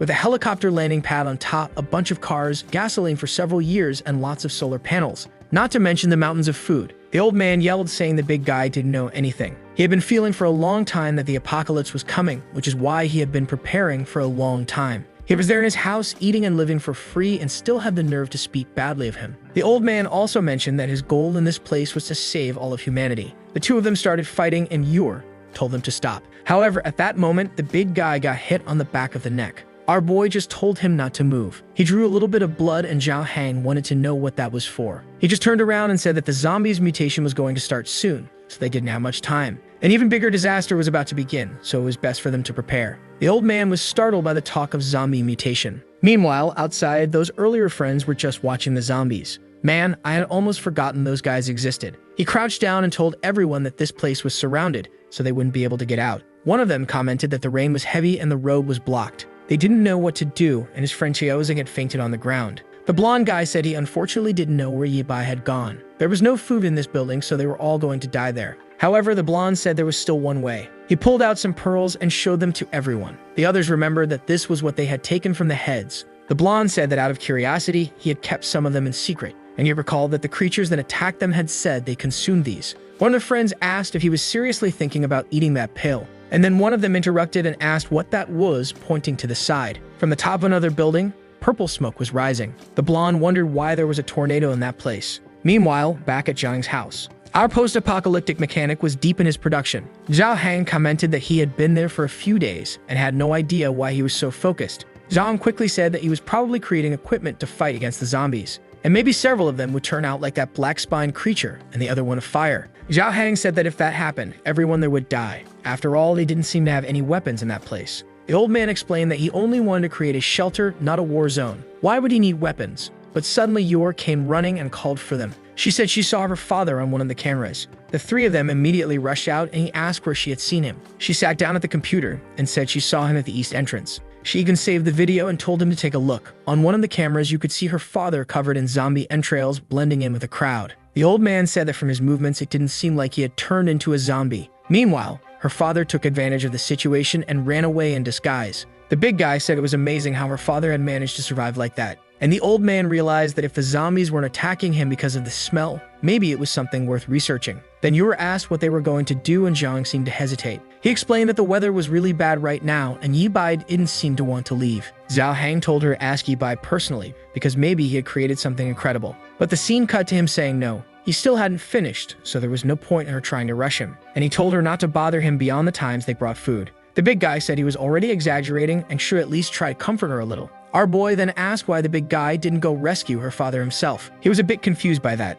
But then he saw that our boy had apparently made him a gun and a blade. Yibai explained that he had put his blood on them so he could use them. The big guy hesitated but managed to lift them much more easily than before. Yibai explained that these weapons with crystals could read his thoughts. However, just like how he controlled those light blades, he should be careful or he could run out of energy. Zhao Hang got excited, saying he had written everything down. Then he asked about the gun he had picked up, and our boy confirmed it. He explained that to fire it, you first had to wait for the gun to generate energy. The bullets were strong, but you had to aim carefully because you couldn't fire too many times. Zhao Hang got excited, saying this thing looked like a laser cannon. He ran out, saying he couldn't wait to test all of it. He ran out of the base into the rain, aimed upward, and shot a laser into the sky. He immediately started shouting that it was incredible. He prepared the blade and made a cut, saying that now he had the same power as Yibai. The old man was furious at the big guy for experimenting with everything. and Zhao Hang was thrilled, saying he was now invincible. He put on his boots and raincoat, saying that regardless of what zombie came, he could take them down. He looked at the camera and told Yuer not to worry,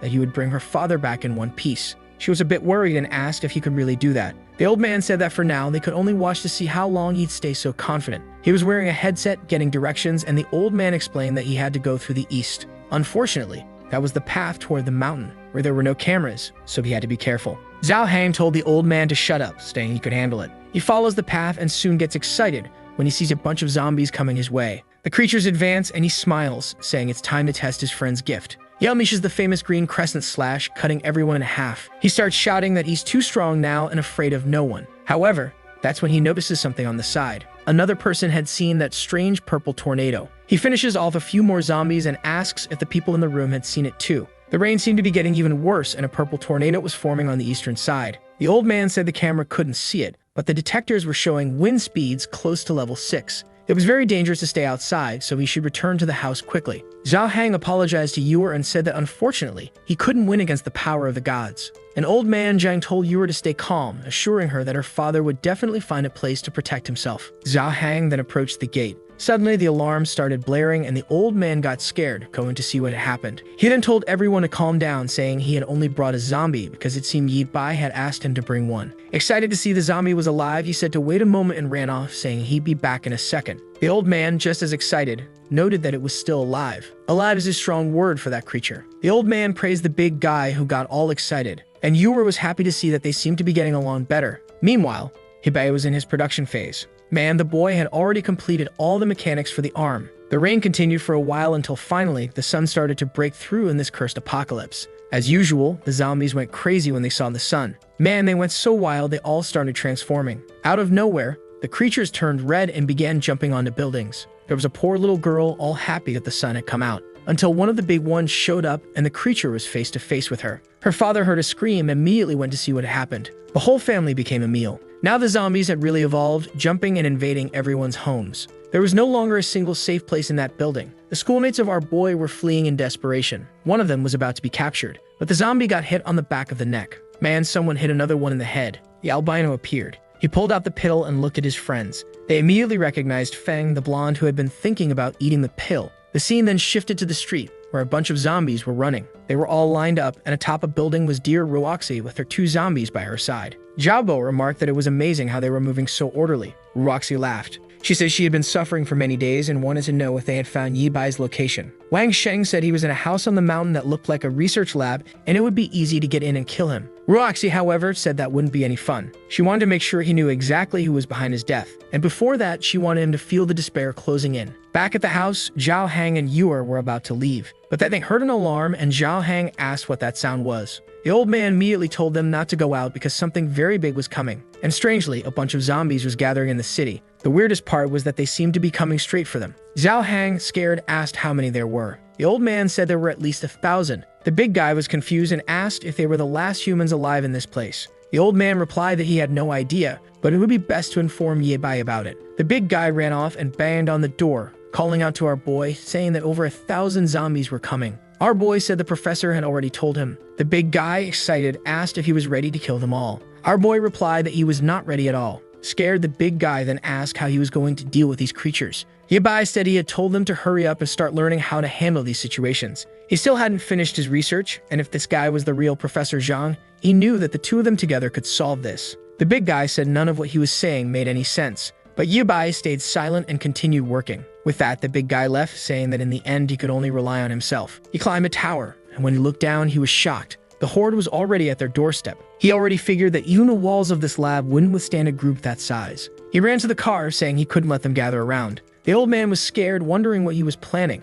The big guy said to open the gate because he had a strategy, and if it didn't work, everyone had better escape from this place. Yo-Yuer screamed, but the next second, he was already outside. He passed in front of the zombies, pulled out his gun, and fired the laser. With that, he wiped out the first group. He was excited because there were so many creatures he didn't even need to aim properly. He kept shooting and blowing everyone up. But from a distance, Roxy was watching all of this. That damn girl is a villain, but she's dangerous. Wang Sheng was on top of the tower, impressed with the weapon Zhao Hang was using. However, Roxy just wanted to see how long they would last. Zhao Hang kept shooting and blowing up the zombies. The problem was that no matter how many they killed, the number didn't seem to be decreasing. Then suddenly, a fireball hit right under the car's tire. At that moment, Yor and the old man screamed, and man, the car almost flipped over. Zhao Hang had to get out through the door, but standing right in front of him was the fire zombie. He got angry that this damn girl had launched such a sneaky attack. He fired a shot at her, saying he wasn't afraid anymore. However, she dodged it and launched another fireball. Zhao Hang dodged too,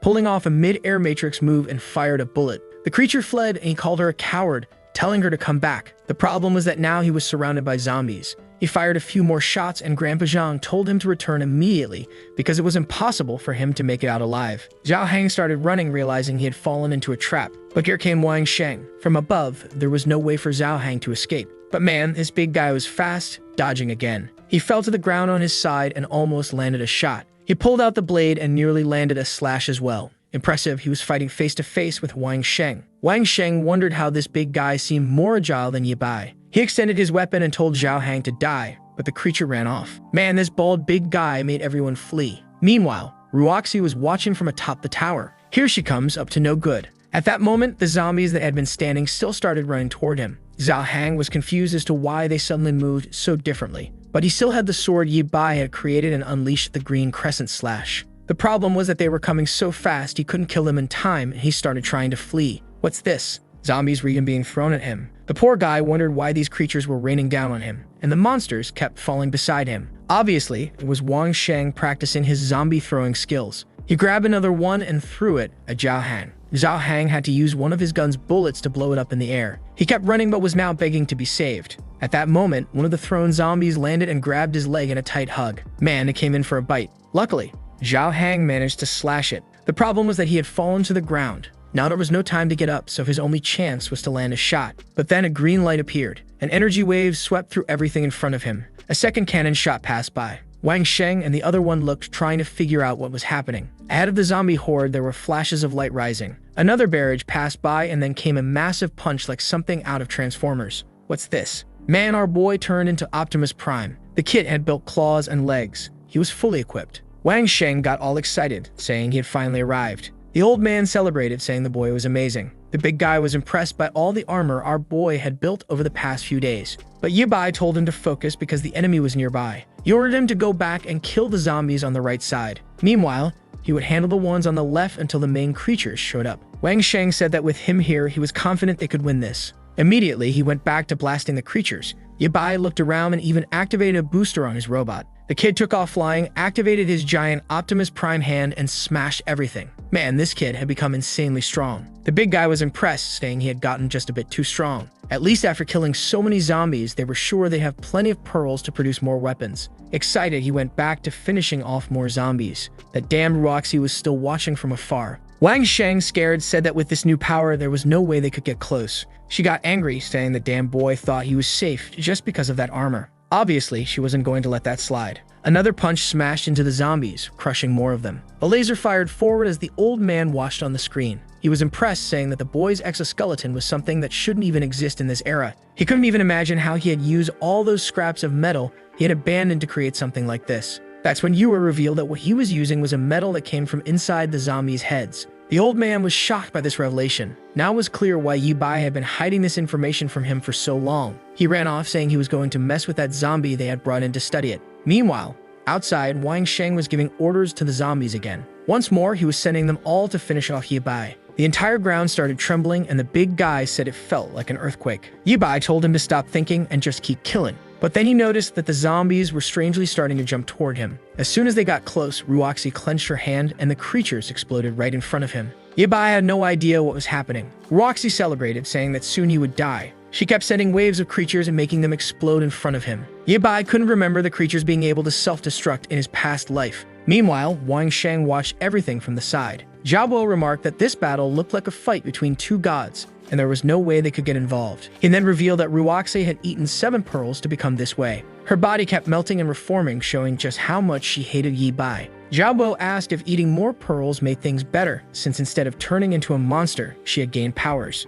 But Wang Sheng said, seeing how much she had suffered, he wasn't keen on testing that himself. Meanwhile, Ruoxi kept sending zombies to explode in front of Ye Bai. He had already realized that someone was controlling them. He turned, defended himself from an attack, and fired a blast at the tower. Man, the boy had perfect aim, and Ruoxi had to dodge it. Wang Sheng yelled for her, and like a fool, she almost fell. But she managed to float in the air. Then she got startled. Yabai was already right in front of her with Optimus Prime's giant hand. He blasted another shot, and she pulled zombies to shield herself. Man, she made a barrier of creatures, but I think they're all about to get swept away. She kept commanding the creatures, but at that moment, he leaped over and went in for a punch. She barely dodged, moving to the side, and Yabai opened his giant hand once again. She went in for the 1v1 and activated hers too. But man, she took a hit to the mouth. The poor girl got launched far away, and before she could react, she was pinned to the ground. Optimus Prime 1, Waifu 0. Yabai remarked that to have survived those bullets, she must have consumed the pearls, and he asked how many she had eaten. She didn't seem to respond and activated her power in her hand.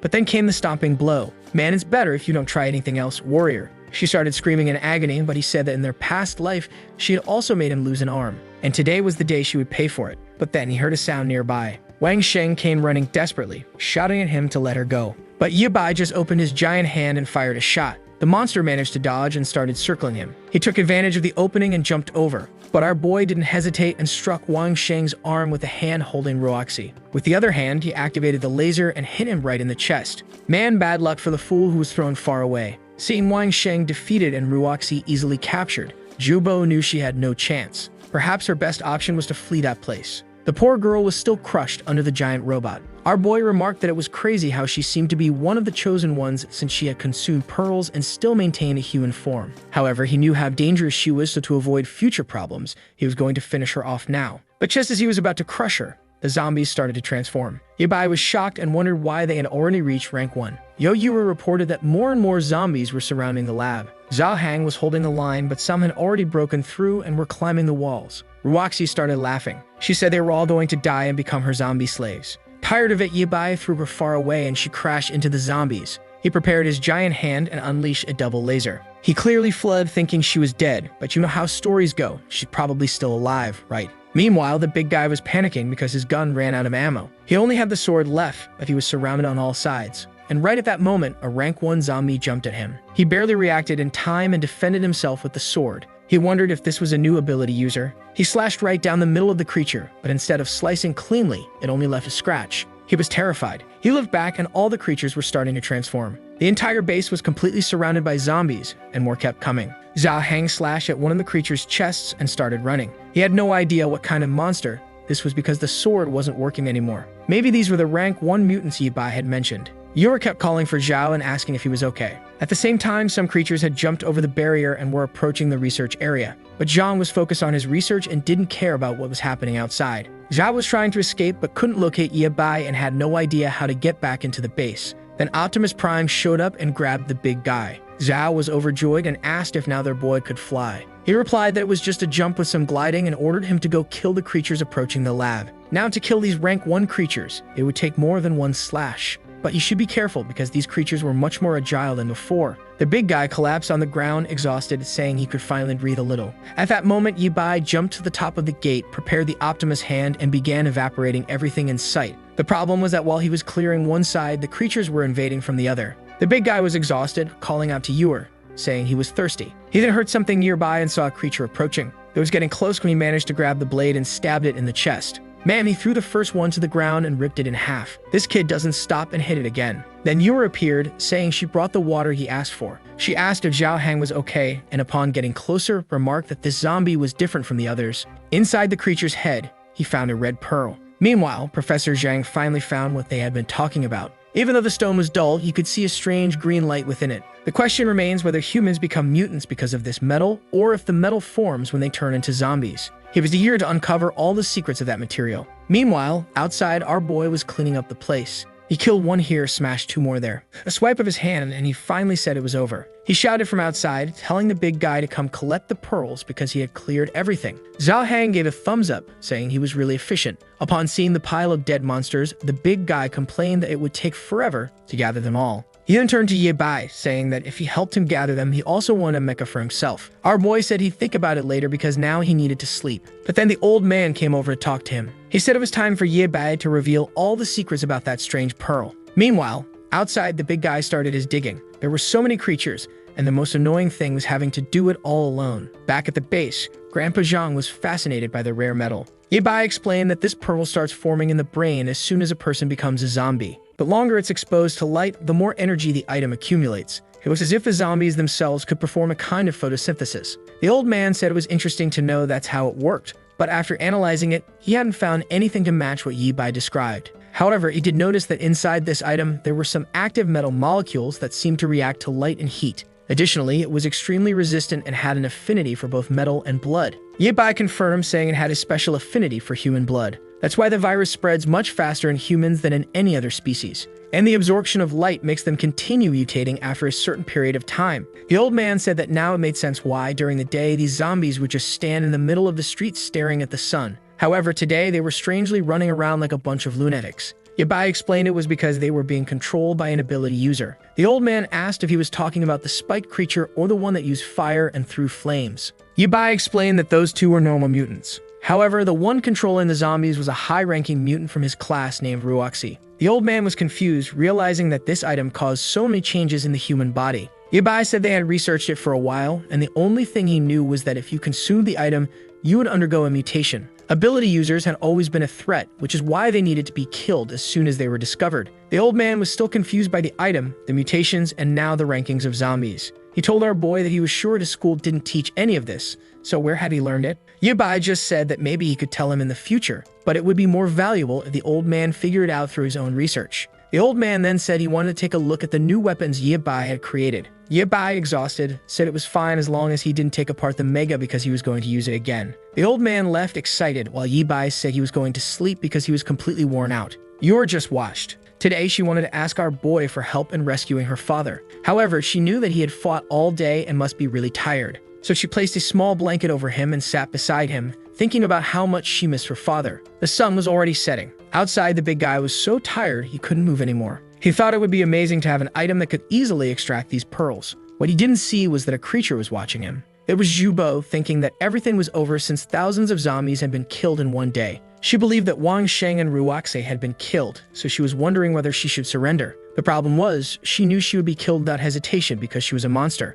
The bigger issue was that these new rank 2 zombies seemed to be attacking even creatures like her. She used up the last of her energy to create flames and burn those monsters. But if more creatures like that appeared or more started mutating, things wouldn't be easy for her. The only solution she saw was to eat more pearls and try to get stronger. But suddenly, she stopped and saw the albino on top of a tree. That Dandaf Fang was just staring at her. She was about to speak, but he stretched out his hand and jumped in another direction. He ran off, and it seemed like she might have followed him. Meanwhile, back at the base, Yura was asleep. The big guy was lying next to her, exhausted after collecting everything. Yura woke up in the middle of the night and noticed that Yibai had already gotten up. As always, our apocalyptic mechanic was back in the workshop. With his blowtorch in hand, he was at it again. The sun rose, and we were back at that convenience store from the beginning. Yura's father slowly approached. He entered the store looking for her, but everything was destroyed. On one of the tables, he found a message she left saying she was going to find him. The problem was that now he had no idea where she was either. Outside, the place was filled with zombies. As usual, they stood still with glowing eyes, staring at the sun. Back at the base, a spiky Batmobile had been born,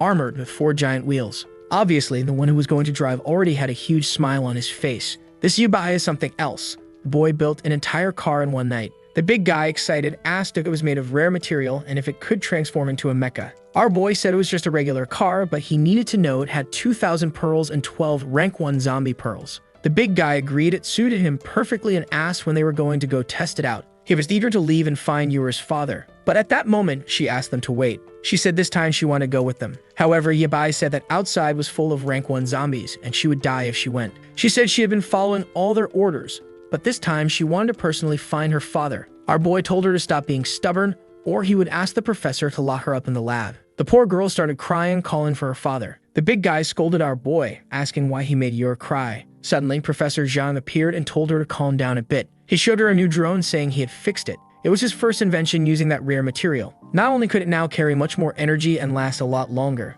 but communication and stability had also improved. This way, she could stay safely at the base while still helping to find her father. Yibai praised the old man, saying he had quickly learned how to use the item. The old man laughed, saying he wasn't a real professor, but at least he managed to make something like this. Our boy then prepared the car and told the big guy it was time to go. Excited, Zhao Hang couldn't wait to fire up the Rhino. Yura asked them to be careful, and the big guy floored it. The Batmobile shot out of the base and tore through the forest. He was impressed that any terrain felt like asphalt. Then they hit the road, driving through all the other cars. excited that his new car made the others look like tofu. A while later, Yibai said they had spotted her father in this area. They kept driving through the city, but the big guy commented that it was strange there were no zombies around. That's when one of them smiled and a bunch of zombies were on the rooftops. The next second, they were all over the car, pounding on the metal. The big creatures were trying to break everything, but nothing was happening. One of them came to the windshield and the big guy told the creature to stop blocking his view. He turned to Yibai and asked if the car had any weapons. Our boy said gunpowder was useless, so he had prepared something better. As soon as he pressed a button, the entire car became enveloped in green electricity. The lightning struck the zombies and man, they evaporated instantly. I was as shocked as the big guy, jaw dropped in amazement. The protagonist then said if there were so many rank 1 zombies here, no one could be alive, so they should change direction. They took another path, but from the top of a building, someone was watching them. The person smiled, saying it looked interesting. They approached what looked like a shopping mall, and the big guy said that was where they had seen her father on the cameras. Our boy said to release the drone and told viewer to start searching for him. With that, she began flying the drone, checking each of the rooms. The big guy asked what they should do in the meantime. Our boy said if he wanted to check out the lower floors, he could, but for now, he was going back to sleep. The big guy said he felt safer in the vehicle, so maybe a good idea would be driving around and honking the horn. They kept driving down the road, and Ewer said she saw some zombies approaching them. The big guy got scared for a second, but then got excited to test the new weapons. He pressed a button, and spikes popped out of the tires. With that, he drove toward the creatures and sliced through everything. Another button fired a laser, evaporating half the street. Ewer asked him to be careful, reminding him that her father could be in one of those houses. He pressed the next button, hoping it wasn't too destructive. In front of the car, a meat grinder appeared. He drove over the first creatures and the system informed him he had obtained another pearl. The big guy's dream of having a collection tool had come true, and he went to give Yibai a hug. The car started swerving on the road and Ewer was confused about what was happening. Inside, the big guy had hit his head 5 times. But at that moment, Ewer screamed, saying she had found her father's car. It was about 500 meters away and she was sending the images. Zhao Hang told her not to worry, that they would find her father. However, she mentioned that the car was broken and the windshield was damaged. She was worried something had happened to her father when he came to get those supplies. Yibai told her to check the drone to see if he left a message because he probably wasn't too far away. Ewer was still worried, wanting to know where her father was. Suddenly, she started to faint and slammed her face onto the keyboard. Immediately, the old man rushed toward her, not understanding what was happening. Back with Zhao Hang, sometime later, he stopped the car. Yibai asked the professor how Ewer was doing. He explained that she had fainted and it seemed her illness was progressing. Apparently, she had been so focused on helping find her father that she forgot to take her medication. Fortunately, the professor had some stored. However, treating this illness wasn't his specialty and finding a doctor in this apocalypse would be even more difficult. He told Yibai to go to the hospital to get some medicine while he did his best to keep her alive. At that moment, the big guy came back and said he hadn't found any message or information inside the car. What was strange was that her father had left a lot of supplies behind, so after the crash, he must have run off in a panic. Additionally, the big guy found something odd. There were black boxes with no logos or descriptions, and they seemed to contain some strange pills. The protagonist said they might be some kind of medicine, so they'd take them back to Zhang to check. With that, they started the car and headed toward the hospital. The professor said that for now, he would keep an eye on Ewer so he wouldn't be able to help them with the drones. Back in the car, the big guy was sad to learn that Ewer had leukemia. Now he understood why Yibai hadn't allowed her to come with them. He talked about finding the medicine, but Yibai told him to shut up and just drive to the hospital. Yibai knew that in 2 years, all the supplies in the city would run out and this place would become an abandoned wasteland. And the worst part was that at the current pace, it was happening faster than he expected. Maybe, in the end, he wouldn't be able to change anything. And perhaps it was better to consider a different option than letting her live in this miserable world. The scene shifted to someone injecting a liquid into Zhu Bo's arm, which immediately began to regenerate. She was confused as to how that was possible. Even her flames had returned. The blonde in the hat said it was impressive that she was a fire user. Zhao Bo thanked him and asked which organization he said he was from. The blonde opened his arms and said they specialize in gathering people with abilities.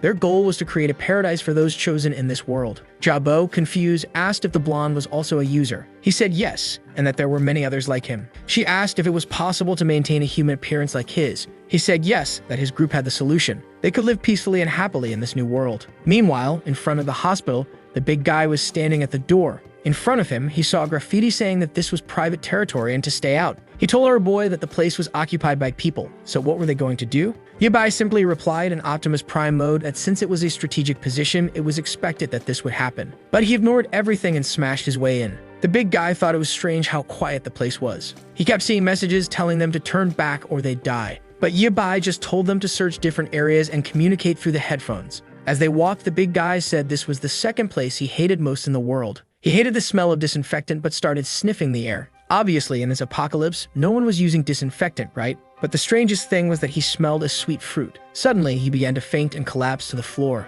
Yabai immediately called out, asking what had happened. He wasn't responding, and our boy found it suspicious. And something started coming out of the ceiling. Yabai smelled it and immediately suspected it was some kind of poison. But Optimus Prime was equipped and he put on the mask. He activated his giant hand and blasted the duct. He warned the big guy that the place was a trap and told him to get out, but someone appeared next to him. Man, our boy didn't hesitate and went in for a punch at the doctor. But strangely, he stopped just before hitting her. She touched the robot and said his mecha was really cool. She then remarked that it must have been created using zombie pearls and that she wanted to meet the person who made it. Yabai wasn't sure if she was an ability user and simply asked who she was. The girl introduced herself as Tang Tang and said she was a sweet genius doctor. Yabai, however, asked why the poison and whether she had consumed any of the pearls. She said she released the poison to anesthetize the invaders but was curious about this pearl-eating thing. Yabai told her to forget about that and asked if she was the only one there. She said she was the only princess of that castle and asked if the demon king was trying to capture her. Yabai, exhausted from this, asked if she wasn't afraid of death. The crazy girl said death was as charming as candy to her,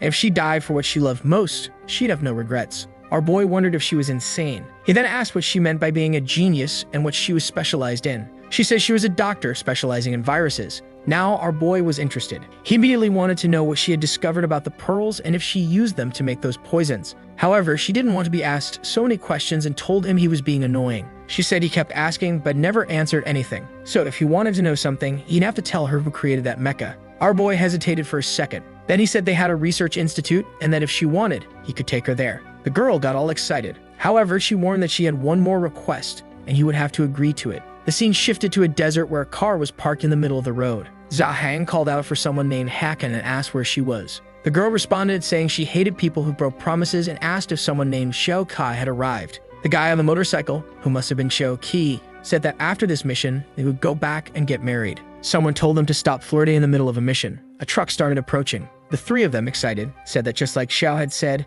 they would follow the plan. The truck passed in front of the car and they waited for the signal. However, the big guy asked Xiao Qi where the hell the signal was. Poor Hakan had been hit by the truck. Meanwhile, Xiao Kai was trying to escape, saying that things were getting weird. Another car pulled up behind the big guys. That's when he realized their plan had been exposed to someone. The big guy woke up, and all of that had been a dream because he had passed out from the girl's poison. He saw the doctor in front of him with a smug look on her face, and Yabai asked if he'd slept enough. He was a bit confused, and the crazy girl was giggling. She informed him that he had been hit with a special poison she created that put people to sleep for 3 hours straight. And the interesting part was that if she hadn't administered the cure, his body would have turned into a pool of blood. Yabai just told them to stop chatting and start loading all those items into the vehicle. Tang Tang politely asked Zhao Hang for help, but he wasn't too eager. Then she changed her expression and told him he'd better listen or he'd end up in one of those jars. The poor guy quickly grabbed the jars and got moving. She thanked him, saying they were true gentlemen. Meanwhile, Yabai wanted to know who she really was. He remembered the sweet poison from his past life.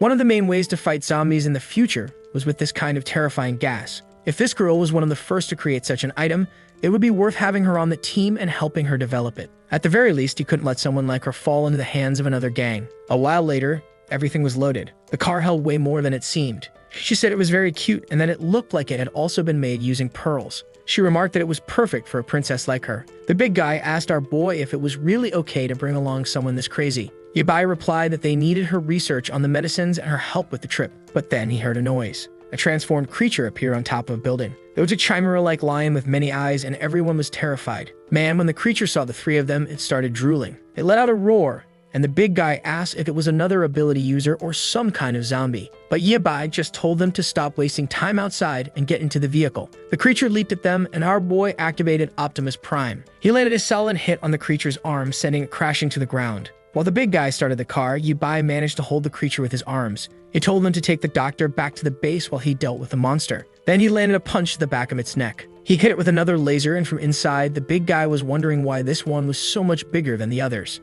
Tang Tang explained that this big dog had been circling the hospital for a long time, which was why no one came near it. Zhang asked why she hadn't mentioned a monster like that. She looked confused, saying that since they came from outside, she thought it was already handled. As she approached, she said that with all the advanced equipment they had, it shouldn't be a problem. After all, they were humanity's last hope for survival. The big guy told her to stop joking, but she insisted she wasn't lying. She had researched the zombie virus, and the people who hadn't transformed were definitely the chosen ones. Outside, Yabai kept fighting the creature, landing another punch. Once again, the timing of things compared to his past life didn't make sense. These mutants weren't natural animals that evolved just because of the zombie virus. They were a mix of the virus and a lot of advanced engineering, something that shouldn't exist at this time. The creature shot a beam, and he barely dodged it. He smiled, saying he was finally starting to understand what was happening. He fired another shot with the Optimus Prime, hitting the creature in the neck, but the shot deflected and hit the building. Yabai realized that the creature was still able to reflect his attacks. The beast charged at him and swiped its claws, but he dodged to the side.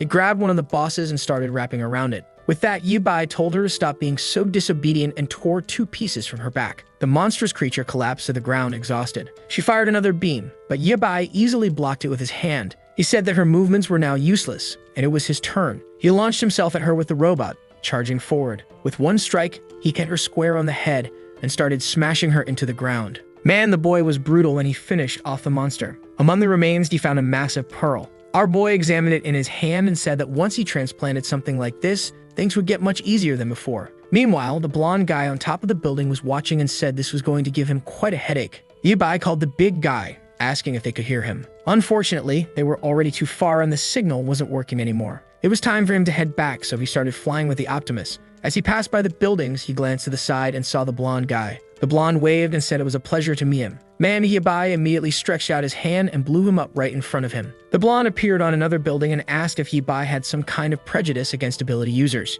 Yabai didn't hesitate and sent another explosion his way. But the blonde said he wasn't interested in fighting him. He teleported onto the robot's arm and said he was just there to deliver a message and wouldn't take long. Yabai crushed him with his hand. The blonde said if he wanted to chat in that position, it was fine with him. He then introduced himself as Song Bin and invited Yabai to visit him in the Northern District. Yabai continued crushing him while the doctor said he was interested in calling the medical girl. However, when he looked at his hand, the guy had disappeared. It seemed he had some sort of body substitution ability. The threat wasn't huge, but it was extremely difficult to deal with something like that. And the strangest part was that the damned secret organization was already forming. Yabai didn't want to think about it, but he had to prepare for the worst. Interestingly, the name of this secret organization was actually Secret Organization. These guys weren't too creative, but Yabai knew that in 50 years, they would control most of the resources and the Awakened. The organization's goal was to create a world dominated by ability users. That mutant beast was probably created by them, and they had likely been watching him for some time. It did make sense for this organization to already exist,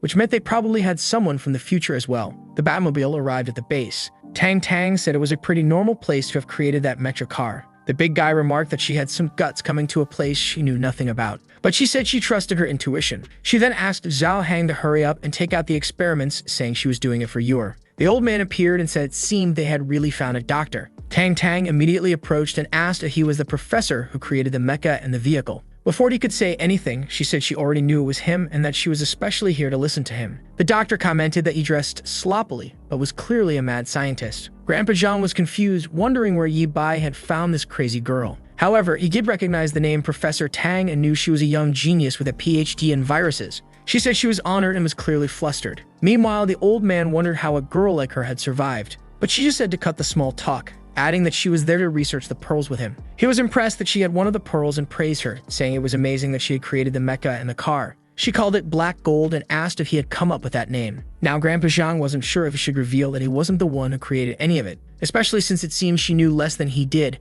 and as far as he knew, Yabai wanted to keep it a secret. He then spread his arms and told her they could work together because he had made some new discoveries. However, first, she needed to help him with something else. The scene shifted to the medical room where Yura was lying in bed. A while later, Tang came out and the professor asked how she was doing. Tang took off her mask and asked if Yura was his granddaughter. The old man said not exactly, but he considered her as such. Tang made a hand gesture, and the old man asked if that meant the girl was okay. Tang said no, so the old man asked if it meant she had 3 years left. Tang corrected him, saying she had 3 months. She had seen many people with the same illness and had no idea how the girl was still alive. Her body wouldn't accept any treatment in this state, and the worst part was that there wasn't much they could do. Zhang asked if she was telling him to accept that the girl was going to die, but Tang said maybe they could use that. A while later, Yor began to wake up. She overheard the old man outside asking if they were really going to give her that medicine. Tang replied that it wasn't exactly that, but that she was thinking of using the material to create a new kind of medicine. She had noticed in some tests that the material seemed to emit an energy that could regenerate the surrounding cells.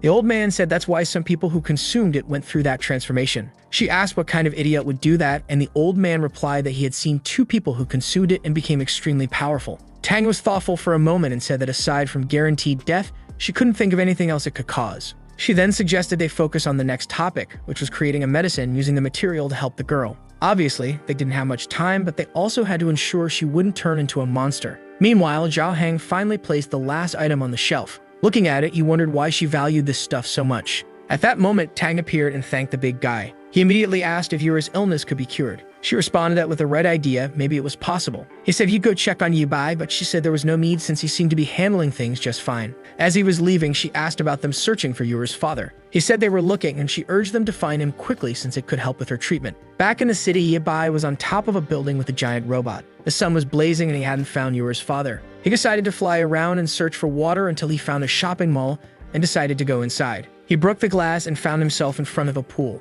Obviously, even though there was water, it wasn't drinkable. But he heard a strange sound and started to approach. Suddenly, something strange rushed past him, and he quickly aimed with the robot, firing a laser. Out of nowhere, the creature burst out of the wall and lunged at him. Man, the thing was huge, but luckily, his robot arms were huge too. He was confused by this new monster and readied his hand to fire, but the creature knocked him away. This time, Yi Bai slammed into the wall. He cursed the beast and fired again, but it dodged easily and came at him from the side. Yi Bai tried to punch, but the creature was too fast and dodged again. It managed to land a hit, but Yi Bai grabbed hold of it. He yanked the creature to the side and slammed it into the ground. Once again, he activated the laser and hit it right in the neck. The monster fell off, revealing a woman emerging from it. Man, now these creatures were shooting lasers too, and Yi Bai was shocked. Meanwhile, out on the street, the big guy was looking for Yi Bai. He couldn't find him until the drone activated. It was Yura, asking if they were still outside. He told her to rest more and let them handle the searching, but she said she couldn't sleep and felt better working with them. He told her that was fine, but not to push herself too hard.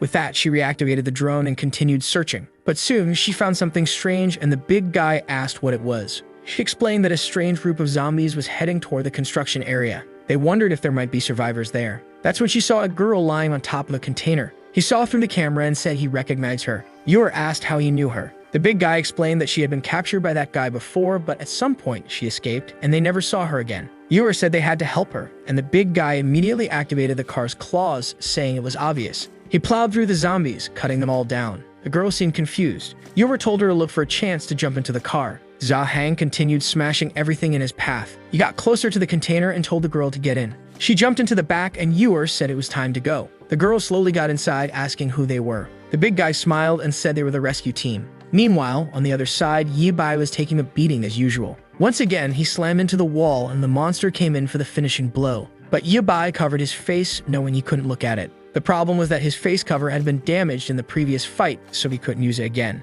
The creature prepared an attack that nearly hit him. He fired another laser, but the damn thing was too fast. Once again, he got hit by its tail. He fell into the pool like an idiot and realized he had been careless. He sank into the water and the creature activated another strike. The problem was that now he couldn't move his body. Spikes began to pierce the pool and he wondered if he was going to die there. But at that moment, a light shone and the creature took a hit to the eye. Man, it was the big guy in the Batmobile, saying that the apocalyptic rescue team had arrived. The creature seemed confused.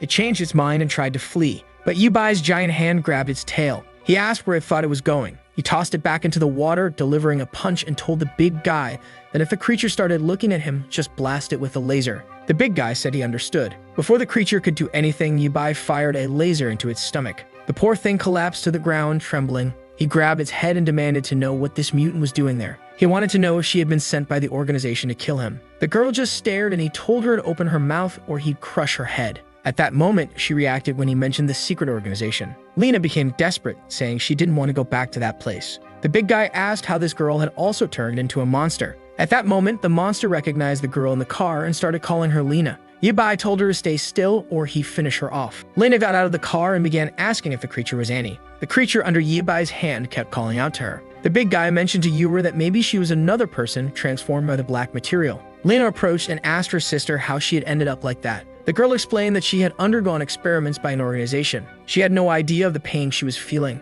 Yi Bai then told her to move away, saying he'd end her suffering. But Lena begged him not to kill her because, even transformed, she was still her sister. Yura stepped in front of Yi Bai and asked him to wait a moment. Yi Bai warned her to get out of his way or he'd smash that drone. Yura pleaded, saying they had just reunited and he couldn't take her life like that. But the protagonist argued that someone transformed had an extremely unstable mind, making it too dangerous to leave her alive. Even so, Lena wouldn't move and kept crying with her sister. Yu begged Yi Bai to at least let them talk to see what would happen. But Yi Bai reminded her that this creature had merely killed him and there was no way he'd let her walk away alive. However, the big guy suggested Yi Bai thank Yu because if it weren't for her, it wouldn't have arrived in time. With that, Yi Bai began to retreat. He let go of the creature and walked away, calling them a bunch of idiots. The monster stood up and asked if they were from the secret organization. Yu said no, that they were just walking through the city looking for survivors. Annie then explained that after the transformation, she managed to escape. However, the organization kept sending giant dogs to hunt her down in this place. Yu asked why she had attacked Yi Bai,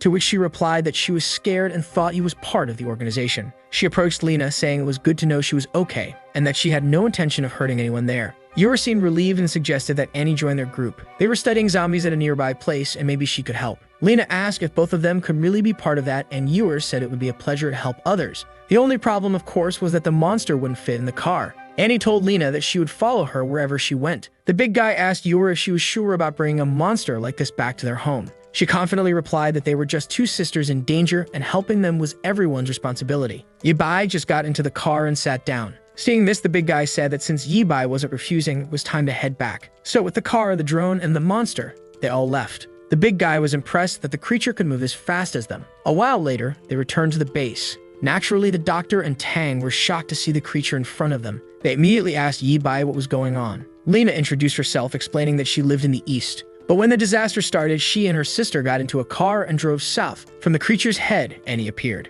Lena introduced her, saying she had been captured by an organization and turned into an experiment. While the old man was terrified of the organization, Tang found it adorable. She approached the creature, telling her not to be afraid, that she just wanted to touch her a little. But the creature flapped its fins and Tang became concerned. The monster moved to the side and jumped into the pool. Tang wondered if the creature was experiencing anxiety. The big guy asked how the two of them had survived there since there was no food and it was just the two of them. Lena explained that for a while, a man had been guiding them and helping them escape from the zombies. But suddenly, he disappeared, and they had been waiting there ever since. The big guy asked who this bold person was that helped them survive all the zombies. She explained that the person had given them clothes full of zombie guts, saying it would mask their scent, which was why they hadn't been detected. Immediately, the big guy started to imagine that this might be Yu's father. At that moment, Yu called out and asked if this person had short hair and was named Yo Hyping. Lena said yes and realized Yu was the girl from before. That's when Yu said that Yo Hyping was her father and then fainted on the spot. Tang helped her up and asked why she had escaped from the hospital. The big guy looked at Yi Bai and asked why they didn't go back and search for her father. But Yi Bai replied that once night fell, things would get more dangerous outside and he needed to strengthen his mecha. At that moment, the old man approached and said it was time for Yi Bai to give a proper explanation because he seemed to know everything. He had no idea why Yi Bai was keeping all these secrets or what the danger was in telling the truth. The big guy added that if something really happened to Yi Bai, no one else would be able to survive without his help. Yi Bai stayed silent for a second and then said it was indeed time to share everything with them. He told everyone that he was a traveler from 50 years in the future. The big guy immediately believed him, saying that now it made sense why Yi Bai didn't seem like an ordinary person. The old man was shocked by this revelation and asked what kind of time travel Yi Bai was talking about. Tang was amazed, saying that humans had survived for more than 50 years. Yi Bai explained that everything started with that pearl, the item that began the destruction of the world but also brought about the greatest technological advancement they had ever seen. In studying the material, they discovered that it was possible to send someone's consciousness back to the past. However, the person in the past had to be within the activation radius of the item. The old man was horrified, and Yi Bai explained that this was how they were able to go back to the beginning of the virus.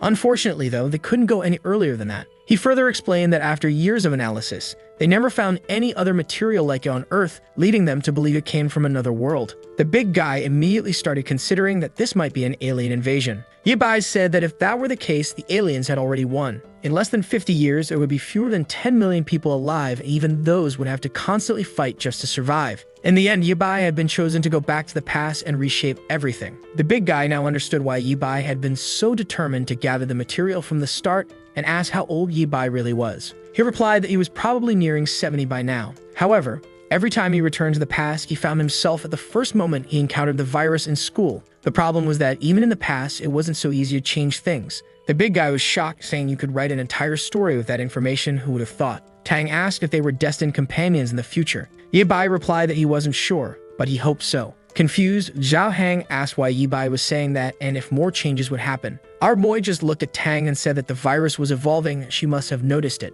Tang confirmed, saying that their survival was already a miracle. That's because the zombie virus wasn't transmitted by a bite but spread freely through the air. Immediately, the two of them stood up in shock. asking how they had been transformed. Tang explained that's why she liked to say they were the chosen ones. Some people seem to have certain antibodies that allowed them to resist the virus, but she couldn't guarantee that a bite wouldn't cause transformation. Ye Bai revealed that the truth was, they had all been infected a long time ago. In theory, they would eventually turn into zombies as well. Even though they might be immune to the airborne virus, that didn't mean they couldn't be infected by other means. Zhao Hang was amazed that Ye Bai had managed to hide all of this for so long. Ye Bai said he had done so because he had recently confirmed his suspicion. It seemed that someone from the future was accelerating the progression of the virus. This group was known as the Black Order. The scene switched to Zhu Bo. Turns out, Zhu Bo was a man after all. Up until now, I had thought it was a woman. He really managed to return to normal. I thought the blonde guy was lying to him. Zhao Bo smiled, saying that now he was officially a member of the squad. He was thrilled, saying they were incredible. Meanwhile, a white-haired girl watched through a window.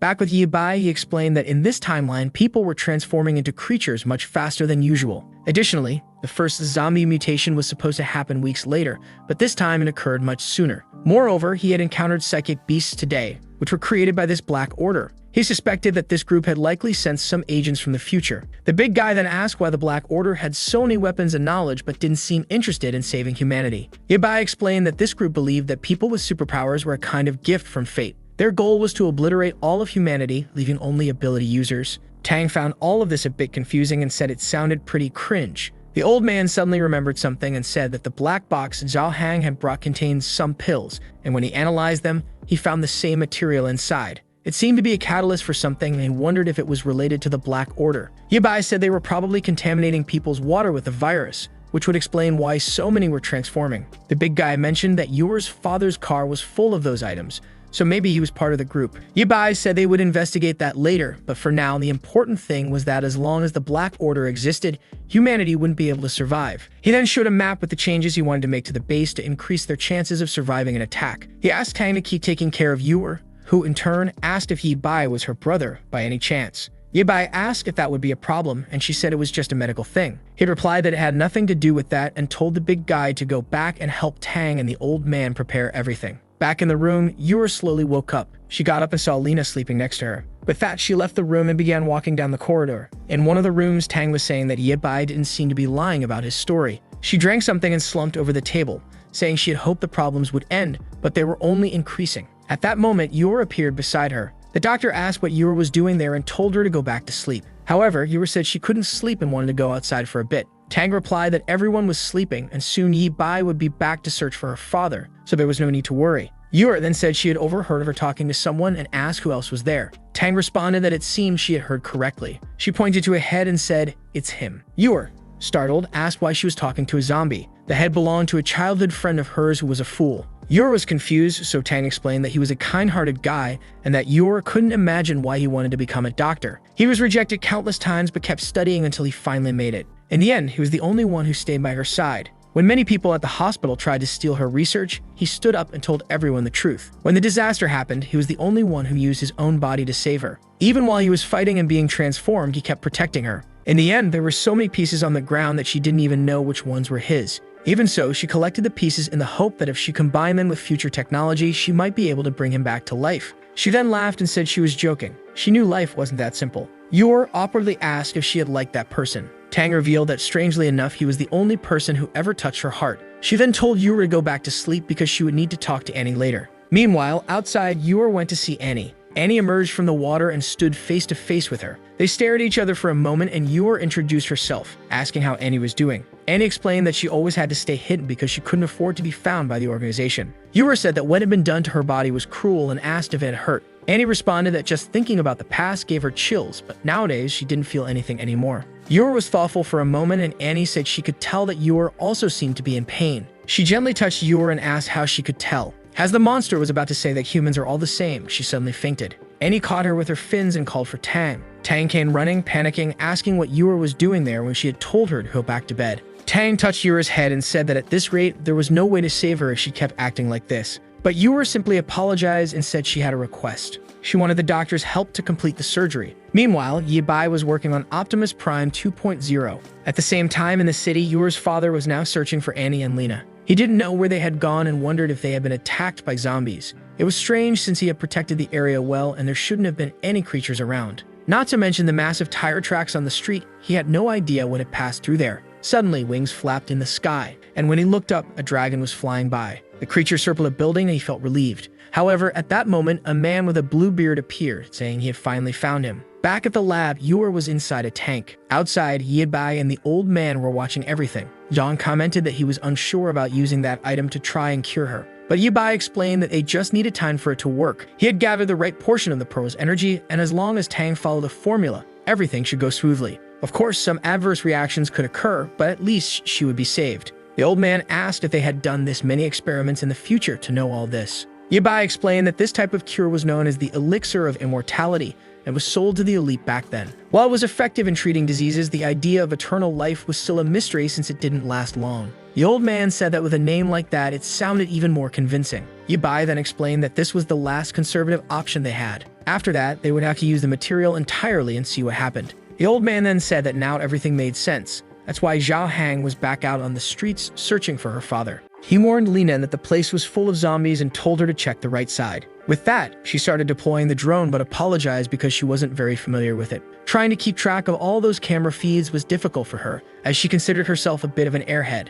That's what she told herself. Zhao Hang told her to stay focused, saying they would soon find Yor's father. At that moment, Lina mentioned that she had seen someone who looked like him. On the street in front of the drone, they could see a hooded man running. Desperate, he was fleeing. This time, it was from a bunch of rank 1 zombies. His cloak wasn't working, so he took it off and threw it aside. Behind him, attached to the cloak, was a grenade that exploded right in front of the swarm of zombies. The problem was, none of it was effective. The zombie was walking through the flames until a laser came and cut through it and 2 others. Immediately, Zhao Hang did a drift, stopping in front of the man who looked confused. The big guy opened the car door and asked if he was Yao Yur's father. He looked confused, but our bald friend just told him to get in the car quickly, as there was no time to explain. Since the man had just been saved, he decided to get in, especially because the streets weren't safe anymore. With that, the car sped away. However, the blue-bearded man was watching all of this. He asked the blonde guy if he was really going to let the man escape that easily. The blonde said they all belonged to a special group, so they would have to be cautious and take things very seriously. The blue-bearded man, however, said that his style was more about showing up and smashing everything instead of messing with little tricks. But the blonde guy reminded him that unfortunately, they had very few people left on their side. That was thanks to the girl who had used a horde of zombies to attack their base, but ended up getting them all killed. The blue-bearded man found it strange that the girl, who had such a high-level ability to command 1,000 zombies, had lost to that base. The blonde guy replied that it was a sad situation as they couldn't revive any of the zombies they had lost. Meanwhile, the car was arriving at the base. Zhang appeared, worried, and asked if it was really Eping. Yur's father simply replied that it had been a long time since they had seen each other, and he apologized for causing so much trouble. However, old Zhang said they should thank the heavens that he was still alive. He then told him to go inside and take a bath while they checked on the girl. The next scene shifted to Eping, looking terrified. Seeing Yura inside a capsule, he asked what happened to her. The grandfather explained that when Zhao Hang brought the girl, she was fine, but recently her condition had been getting worse. And what made it even harder was that she had been pushing herself to the limit to try and find her father. At that moment, Eping felt devastated, saying he should have returned sooner. The old man told him to calm down because there was still a lot to uncover. First, he handed him a box and asked where he had gotten it from. Eping knew they had found it in his car, but said he had no idea what it was. Zhang then asked how he had come by it. He explained that he had spoken with a man named Loro from a group called the Black Group, which initially seemed like a charity organization. He had received these drugs, which were supposedly meant to help Yor, but he never imagined the truth behind it. The old man asked if he was part of this group and what the drugs were for. Eping explained that these drugs had caused several emergencies in the city, and when he discovered the true nature of the organization, he wanted out. He had continued working with the group, hoping that one day he could escape and return to Yor. However, when he fled the place and returned, he had been surrounded by a horde. But in the end, this still happened to her. He told himself that he had always taught her to spread love and kindness, yet he had been helping the wrong people. He began lamenting, saying he was truly an incompetent father. That's when Tang appeared and told him that Yor was still alive and fighting. She then told him to donate some blood since he was her biological father. Unfortunately, no one else there could donate to her, so he was their only hope. Immediately, Eping stretched out his arm and told her to take as much blood as she needed. The doctor cheered, saying it was a good thing he had arrived, or else she would have had to use that material on the girl. The father looked confused and immediately shouted that he wouldn't allow that to happen. The doctor was puzzled as to why, and Zhang wanted to know what she understood about it. Eping explained that he wasn't sure why, but the organization was planning a massive experiment. Their target was the entire city of Anchi, and countless lives would be lost. Zhang said it didn't matter much, since most of the population had already died, so there weren't many people left to lose anyway. The father insisted that they mustn't use the material on the girl, no matter what. Zhang, however, argued that the only way to fight against those guys was by using the material, and besides, they had nowhere to run. Apeng, desperate, said they needed to escape that place as quickly as possible. He rushed out, saying he would grab Yor and leave, but then he was struck on the back of the neck. Ye Bai simply told him to shut up. The poor man collapsed, unconscious on the floor. Ye Bai then turned and told them to collect the blood and start the surgery. Meanwhile, in another part of the city, which was completely intact, something was happening. Inside a bar, there was Bluebeard. A long-haired guy asked how they had all joined the secret group. Bluebeard says he only joined because all of his companions had died, so he was left alone. The blonde guy next to him said that he needed to protect all the people he still had around him. The man at the counter said he understood and commented that if they could become new partners, that would be incredible. He just expected there to be more people in this so-called secret group. Bluebeard told him not to worry, that there were plenty of members, but they were out recruiting more people. Meanwhile, the blonde guy said he was curious about what kind of society the superhumans would create. They didn't need to eat, could switch to combat mode, and weren't even afraid of zombies. However, he had the feeling it would be hard to get people to unite now. Bluebeard said he agreed with everything, and from now, they would just wait for the consultant's responses. But the blonde guy asked if he really thought it was okay to keep getting information from someone from the future. Without hesitation, Bluebeard said it was the best option since she knew everything that was going to happen. He told the guy, whose name was Yufeng, that he had heard from the consultant that this blonde guy would become very strong in the future. However, Yufeng commented that if Ye Bai also came from the future, why wasn't he interested in becoming a superhuman? Now that I've realized it, guys, this Yufeng is that blonde friend of the protagonist from the beginning, the one who turned into the albino beast. Bluebeard said that Ye Bai wasn't doing so well and was just a coward who couldn't handle the success of others. However, the blonde guy said that the last time he saw the boy, he was completely different from what he remembered. Bluebeard laughed, saying that at least whoever wronged Ye Bai in the future would probably suffer in this life. But one thing was certain, they would need to kill Ye Bai since he was getting in the way of their plans. Someone then clapped and said that he had said everything he wanted to hear. It was the blonde guy with the hat, who said that the world Ye Bai wanted to create was completely different from theirs.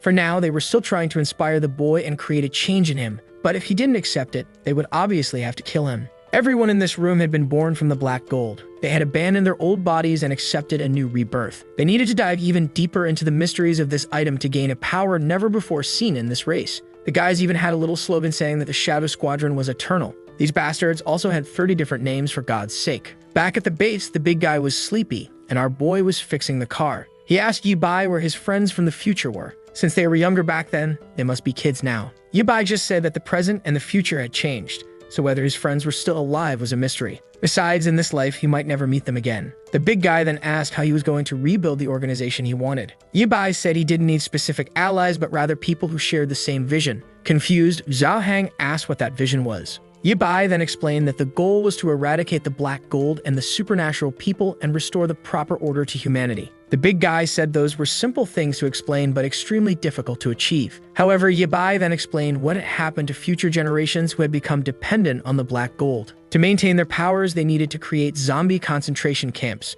where people would be transformed to generate more materials. The problem was that in a regime like this, the number of people kept decreasing. Those with supernatural powers didn't want to fight against it. His group was the last of the rebels who still tried to oppose that regime. Zhao Hang then remarked that for someone who wanted to eliminate black metal, Ye Bai was very good at using it to create things. Ye Bai explained that in order to eliminate it, you first had to understand it. As soon as the enemies were eradicated, they would also get rid of any equipment they had created. Zhao Hang commented that it was amazing that Ye Bai followed such a serious philosophy. But Ye Bai said not to praise him too much because if it weren't for his allies from the future, he would have given up a long time ago. And if it weren't for those who saved his life, he would have already been a zombie himself. Sometime later, Apeng woke up in the upstairs room. He commented that lately, the weather had been a bit strange. Zhao Hang said they should at least be happy that the rain had eased up. However, Apeng wanted to know if they really weren't going to escape that place. Zhao Hang commented that according to what Ye Bai had said, the group had already spread across the entire world, so trying to escape anywhere was useless. The father then said that he knew you were one to stay because the way he had raised her made her too innocent. But Zhao Hang replied that after everything she had been through, she was certainly capable of making her own decisions and having her own thoughts. She was much stronger than he imagined, and besides, it was she who had requested the surgery. Apeng said he knew that, but he couldn't help but worry. Zhao Hang then mentioned that in the past, he had also worried a lot about his own son, to the point where they fought and his son ran away, not wanting any more contact with him. Unfortunately, it was only after his son disappeared that he realized they had never forgiven each other. Apeng asked if his son was still alive. Zhao Hang said he wasn't sure and that it remained a mystery, especially because he knew the boy wouldn't want to see him. However, they had to leave the past where it belonged because it was time for them to end this storm. Meanwhile, outside the base, a giant robot stomped on the ground. Man, our boy had created Optimus 2.0. The big guy was in shock, saying this must be the ultimate mecha. Aping just said that if the guy from the faction wanted to find him, then he would make sure that wish was granted. That's because he didn't like the idea of letting him proliferate so easily. He extended his arm Iron Man style to the big guy, saying his job was to take care of the place while he was away. He told him not to worry, that anyone who came there would be eliminated. Yibai told him to keep taking good care of Yor.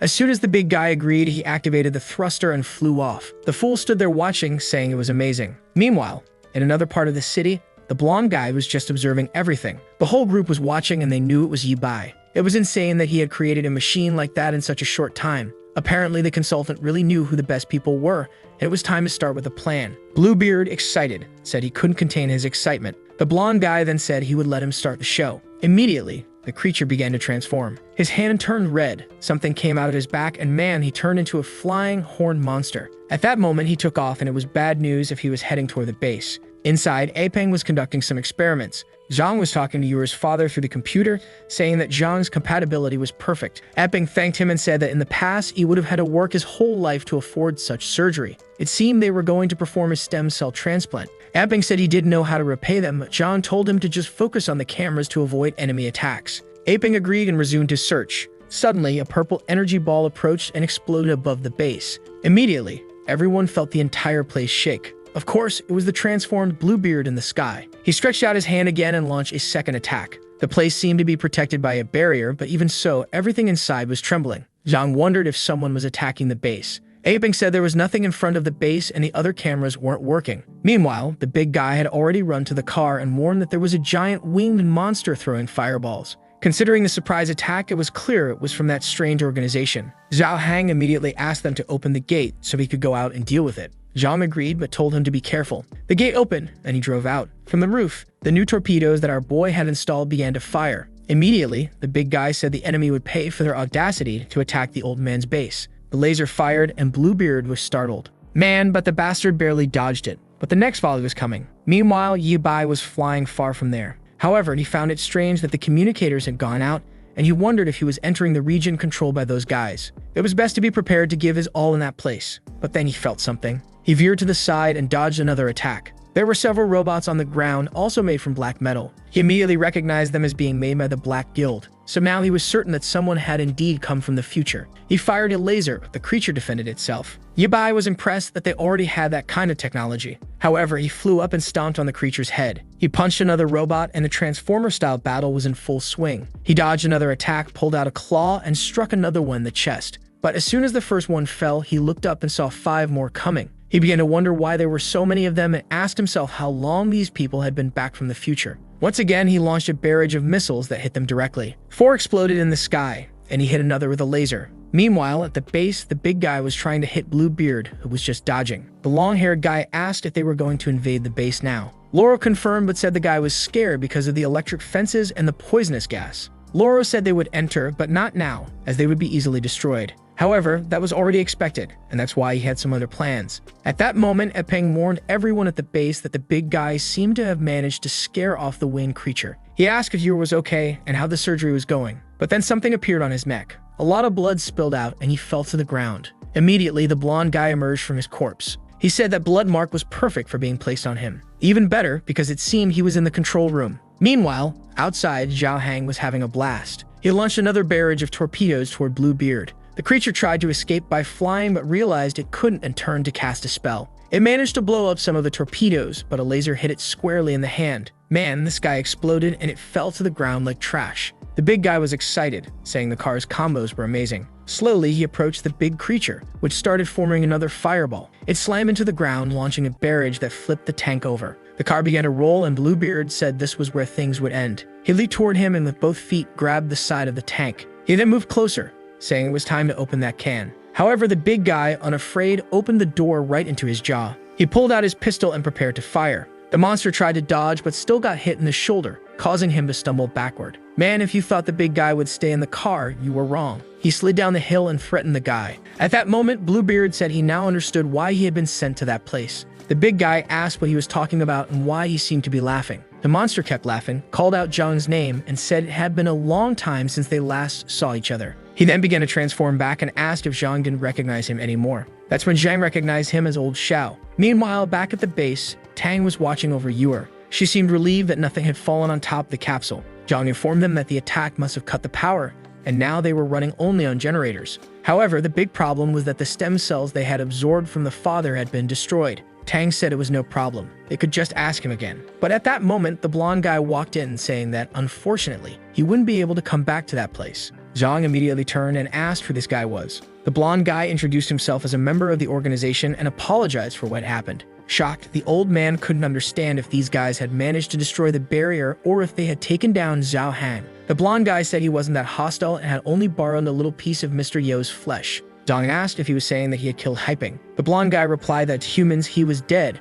but now he would become a zombie, which was even more magnificent. He then told Dr. Tang not to worry, as they weren't going to hurt her. But Zhang ordered him to leave, saying no one was going to help him. The blonde guy then said it seemed Yi Bai had told everyone everything, but maybe they shouldn't trust him completely. After all, from what he had heard, this Yi Bai was someone who abandoned others when he needed to save himself. Meanwhile, our boy was slamming the giant robots into the ground. He looked to the side and saw two more approaching. Nearby, a girl was watching him. This girl was definitely one of those who had also come from the future. Our boy finished off another robot and some others started shooting at him. He easily defended himself, turned around, and finished off the other two. They were slowly evaporating, but he found it strange that these creatures were too weak, as if they were just basic construction robots. Then a gate began to lower. Inside, there was another creature. Two white legs stepped out and some sort of flamingo, peacock lion, or whatever it was appeared in front of him. He remarked that, at least in terms of style, this faction never disappointed. The creature let out a scream and immediately charged at him with a roar. Yi Bai managed to dodge, but she activated something in her stance and launched a follow-up attack that sent him flying out again. Man, the monster kept sending attacks while he dodged. Then she activated something in her eye and aimed it at him. There was some sort of slowing light and he didn't even need to look directly into her eyes. While he was paralyzed, she launched a barrage of purple fire. Unfortunately, he couldn't dodge in time and the boy was burned. Back at the base, Zhao Hang asked why that guy was still alive. But Bluebeard said it was the same thing he wanted to know about Zhao Hang. He insisted, asking what was happening and why he was with this group. He asked if he had been the one who betrayed them and caused the deaths of Xiao Qi and Ah Kun. Bluebeard said he was involved, but he hadn't done anything on purpose. The big guy then shouted, asking why he had betrayed everyone when they had trusted him like a brother. Bluebeard responded that their thing of stealing from the rich to give to the poor was eventually bound to fail. On what was supposed to be their last mission, they were discovered by the police. However, thanks to the new organization, he was saved in time and managed to rescue his friends who were injured while Zhao Hang disappeared. The big guy asked if he had managed to save Ah Kun and Xiao Qi and if they were alive. Hesitant, Bluebeard said yes, everyone was safe and they should join forces like before. But the big guy shouted, asking what kind of joke this was. He already knew that the organization's plan was to eradicate humanity and create a world only for the transformed. Now he was sure that not only had Bluebeard transformed, but he had probably done the same to their two old friends. Bluebeard responded that the past life was behind them. They couldn't continue living like that forever. They had no identity and were hunted by everyone. But now, in this new organization, they were superhumans and could change humanity. At that moment, his tail got slashed. The big guy had hesitated but still cut off a piece of him. Once again, he demanded that Bluebeard tell him if Ah Kun and Xiao Qi were okay. Bluebeard's expression changed and he said that the big guy was just as annoying as always. He flew off and warned that if the big guy didn't want to talk, he would take him to meet them. Back at the base, the old man told the blonde guy that Yi Bai was strange, but he was sure that the boy tried harder than anyone else to protect Yuer. Stong pondered for a moment and asked how they were going to explain this then. Why was the little girl trapped in a capsule for creating superpowered people? He then said he understood that Yi Bai wanted to create psychics who would obey his every command, and it seemed like Yi Bai was hiding his identity as a mechanic very well. He then went to the computer and mentioned that these so-called apocalypse mechanics were fanatics for black gold. They were experts in experiments involving human bodies. Zhang asked what he was planning to do. Song simply replied that he was helping the boy finish what he wanted. But with a small adjustment, they would turn this girl into a psychic loyal to the black faction. He pressed enter and said that now, with one more ability user, the organization had become stronger. The old man cursed him as human trash and ran at him with an iron bar in his hand. But suddenly, fire came and melted the bar. Jabo was standing next to the blonde guy. He warned him to be careful and not to play with fire in that place. The long-haired guy responded that he was eager to meet the new company, not to mention that he had a special connection with her. The blonde guy then ordered him to deactivate all the defense tools in that place. He said he was on it. However, he started shouting in frustration, saying he was angry because there was nothing to burn in that place. He then spotted Lena on the ground. He asked if he could burn her since no one said they needed to take her alive. The blonde guy authorized it, and immediately he approached her. He told her to scream a lot when she started cooking. He then grabbed her arm, but the place began to shake. The ceiling started to crumble, and the transformed Anne appeared. The old man was startled, and she activated her eye power. Man, in the next second, she had already finished off everyone in the room. The bodies all dropped to the ground. Zhang thanked her and told her to take care of those bastards in the lab. Tang rushed to the computer to try to undo the changes Song had made but wasn't succeeding. At that moment, Anne activated her power again, this time toward Eeyore. Tang was impressed and asked how that power seemed to be weakening the strength of the black metal. Since that was the case, she asked Anne to keep doing it to slow down the mutations. She remembered that Ye Bai had told her to activate the backup protocol in case of an emergency. But then, out of nowhere, a blue slash hit Anne in the back. It was the damn Yufeng who said it seemed he had found the person the organization was looking for. He said another slash, but this time Anne dodged it. She activated her big mouth and shot water at him, but he moved to the side. However, the exchange of attacks caused Tang's pieces to fall all over the floor. Back at the enemy base, the creature had just set Ye Bai on fire, but he defended himself with a barrier, saying he was spending too much energy in that place. It was time to finish it in a flash. He pulled out the blowtorch from his hand and aimed it at her. The creature caught fire and tried to use her eye attack, but he dodged it. He launched 2 torpedoes that hit beside her foot, and by the time she looked, he was already coming from the side. He slashed one of her legs with a chainsaw.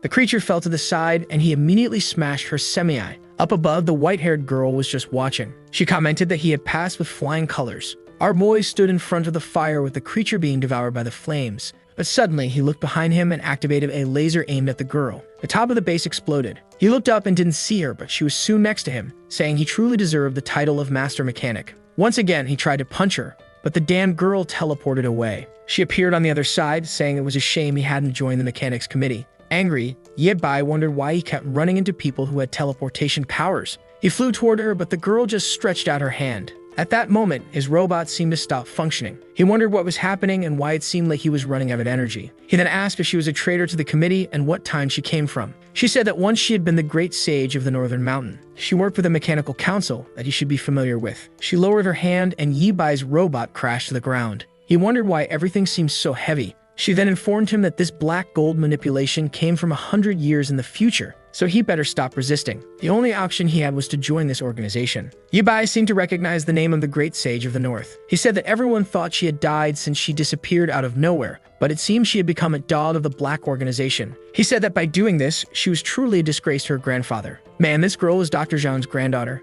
and her name was Zhang Yu. Could she be the future Yor? Now, I'm confused about what happened here. We're figuring it out, but she said that joining the Shadow faction was the most effective thing to do, and everything she did was to continue evolving what her grandfather had created. However, Ye Bai asked if her plan to turn all humans into strange creatures was the so-called Grand Plan, and that she must have surely killed many of her mechanic friends in the time she lived. Yor said she had always told the truth, but few believed her. And to avoid any future problems, she had no choice but to eliminate each one of them. She warned that if Ye Bai continued to oppose her, his fate would be the same. Our boy said he was eager to hear what brilliant ideas she had. She then asked if he really believed that black metal was all there was to this apocalypse. He said that as far as he knew, the meteor brought this virus, and that's why humans began to transform. She said that for a long time, she believed that too. However, the truth was something no one wanted to share for fear of causing panic. Ye Bai then asked what great secret had made her change sides and start killing so many people. Yura simply said it was because of a meteor. 5 months ago, it fell on this planet and brought the zombie virus.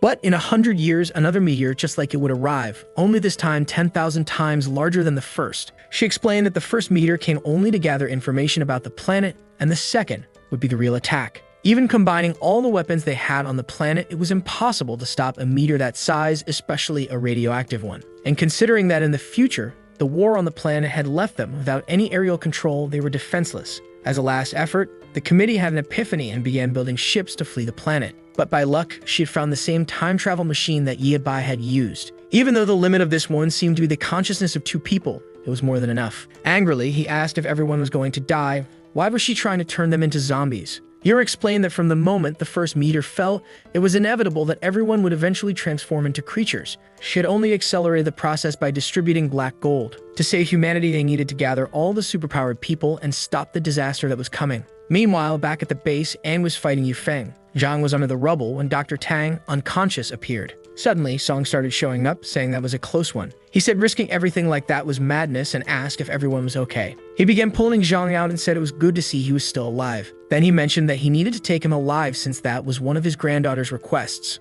The old man was confused, not even knowing she was still alive. The blonde guy said she was an extraordinary person who had become the great sage of the mechanics. In a century into the future, along with their organization, they had already conquered the entire Earth. Confused, the old man asked if he was talking about Zhang Yuer and if she had really become a member. Man, I was startled. Apparently, they're different people, right guys? The blonde guy said she was the great sage behind the organization and might have gone even further if she had her legs. And I don't know if the translation is wrong, but the blonde guy said that one of old Zhang's experiments had caused an explosion in the past that made her lose her legs. Apparently, Mr. Zhang's son had sent her abroad. However, she never held a grudge against the old man, and that moved Song emotionally. He then said he was sure Zhang must feel guilty about it, so it would be good for him to meet her. After all, he imagined that's why Zhang wanted to take such good care of Yuer, since they looked alike. He then kicked Jubo in the head, telling him to wake up already. He ordered him to bring the old man and Dr. Tang, saying they were heading back to the base. But then someone entered the room. They looked confused. It was Yuer's father, who had transformed.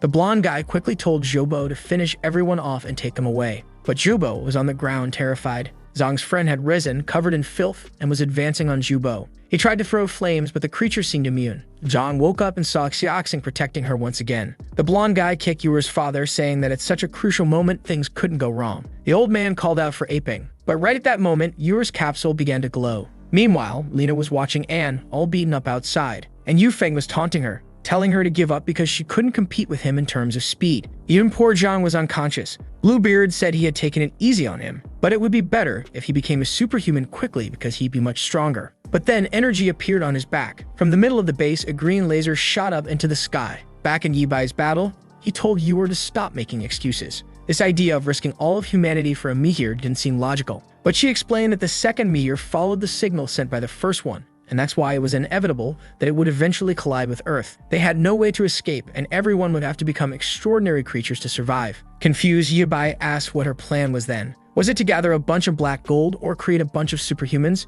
She said she wanted to control and guide them all completely, like a queen, just as she imagined Yibai wanted to be. He said it was a tempting offer, but he refused. That's because he had no interest in being the leader of a gang full of members who were about to explode. He activated his shield and said that as a member of the Mechanics Association, he would never side with those who were against humanity. He fired a laser in her direction, which she easily blocked with her hand. He launched more torpedoes, which exploded, but she simply teleported. She remarked that it was amazing how quickly he had developed the technology to recharge energy so fast. But without black gold, it was only a matter of time before he ran out of power. Her energy once again sank Yibai's giant robot. He activated the thrusters on his back to try to escape, but she merely stretched out her hand and slashed at him. The boy kept flying, sending more torpedoes, but she protected herself. Amidst the smoke, he rushed in and delivered a shockwave. But this time, it did nothing. Still, he celebrated because at least now she couldn't teleport. But Yuer said it was ridiculous to think she would be neutralized by that kind of attack. After all, his system would overload long before that happened.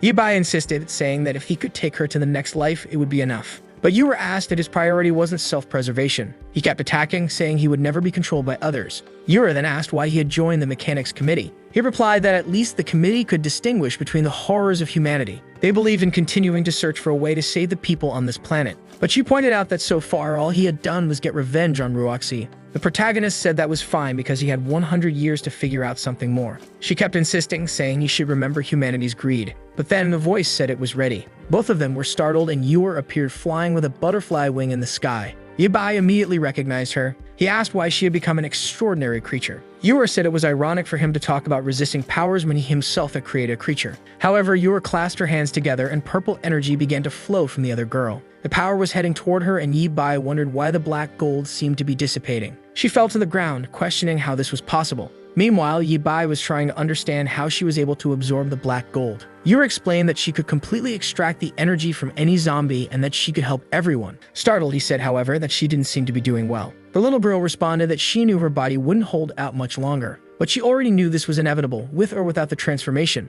Yuer then said she knew she had found Yibai in the future. Confused, he asked if she could read minds now, but she only replied that now she could see that Yuer had come back to the past to help everyone. Yuer believed everything would work out if people received the support and encouragement they needed. That's what her father had always said, and that's what she believed in. She was sure they could unite and survive these challenges. That's why she was going to absorb all the black gold on Earth. She would leave the solar system and guide the meteor to another cosmos. Yura then told Yibai to take care, as the future was now in his hands. He raised his hands and cried out for Yura, but she was gone. With a like on this video that helps Mamoru make more juicy content for his viewers, activate the cheeky little bell, and I'm out.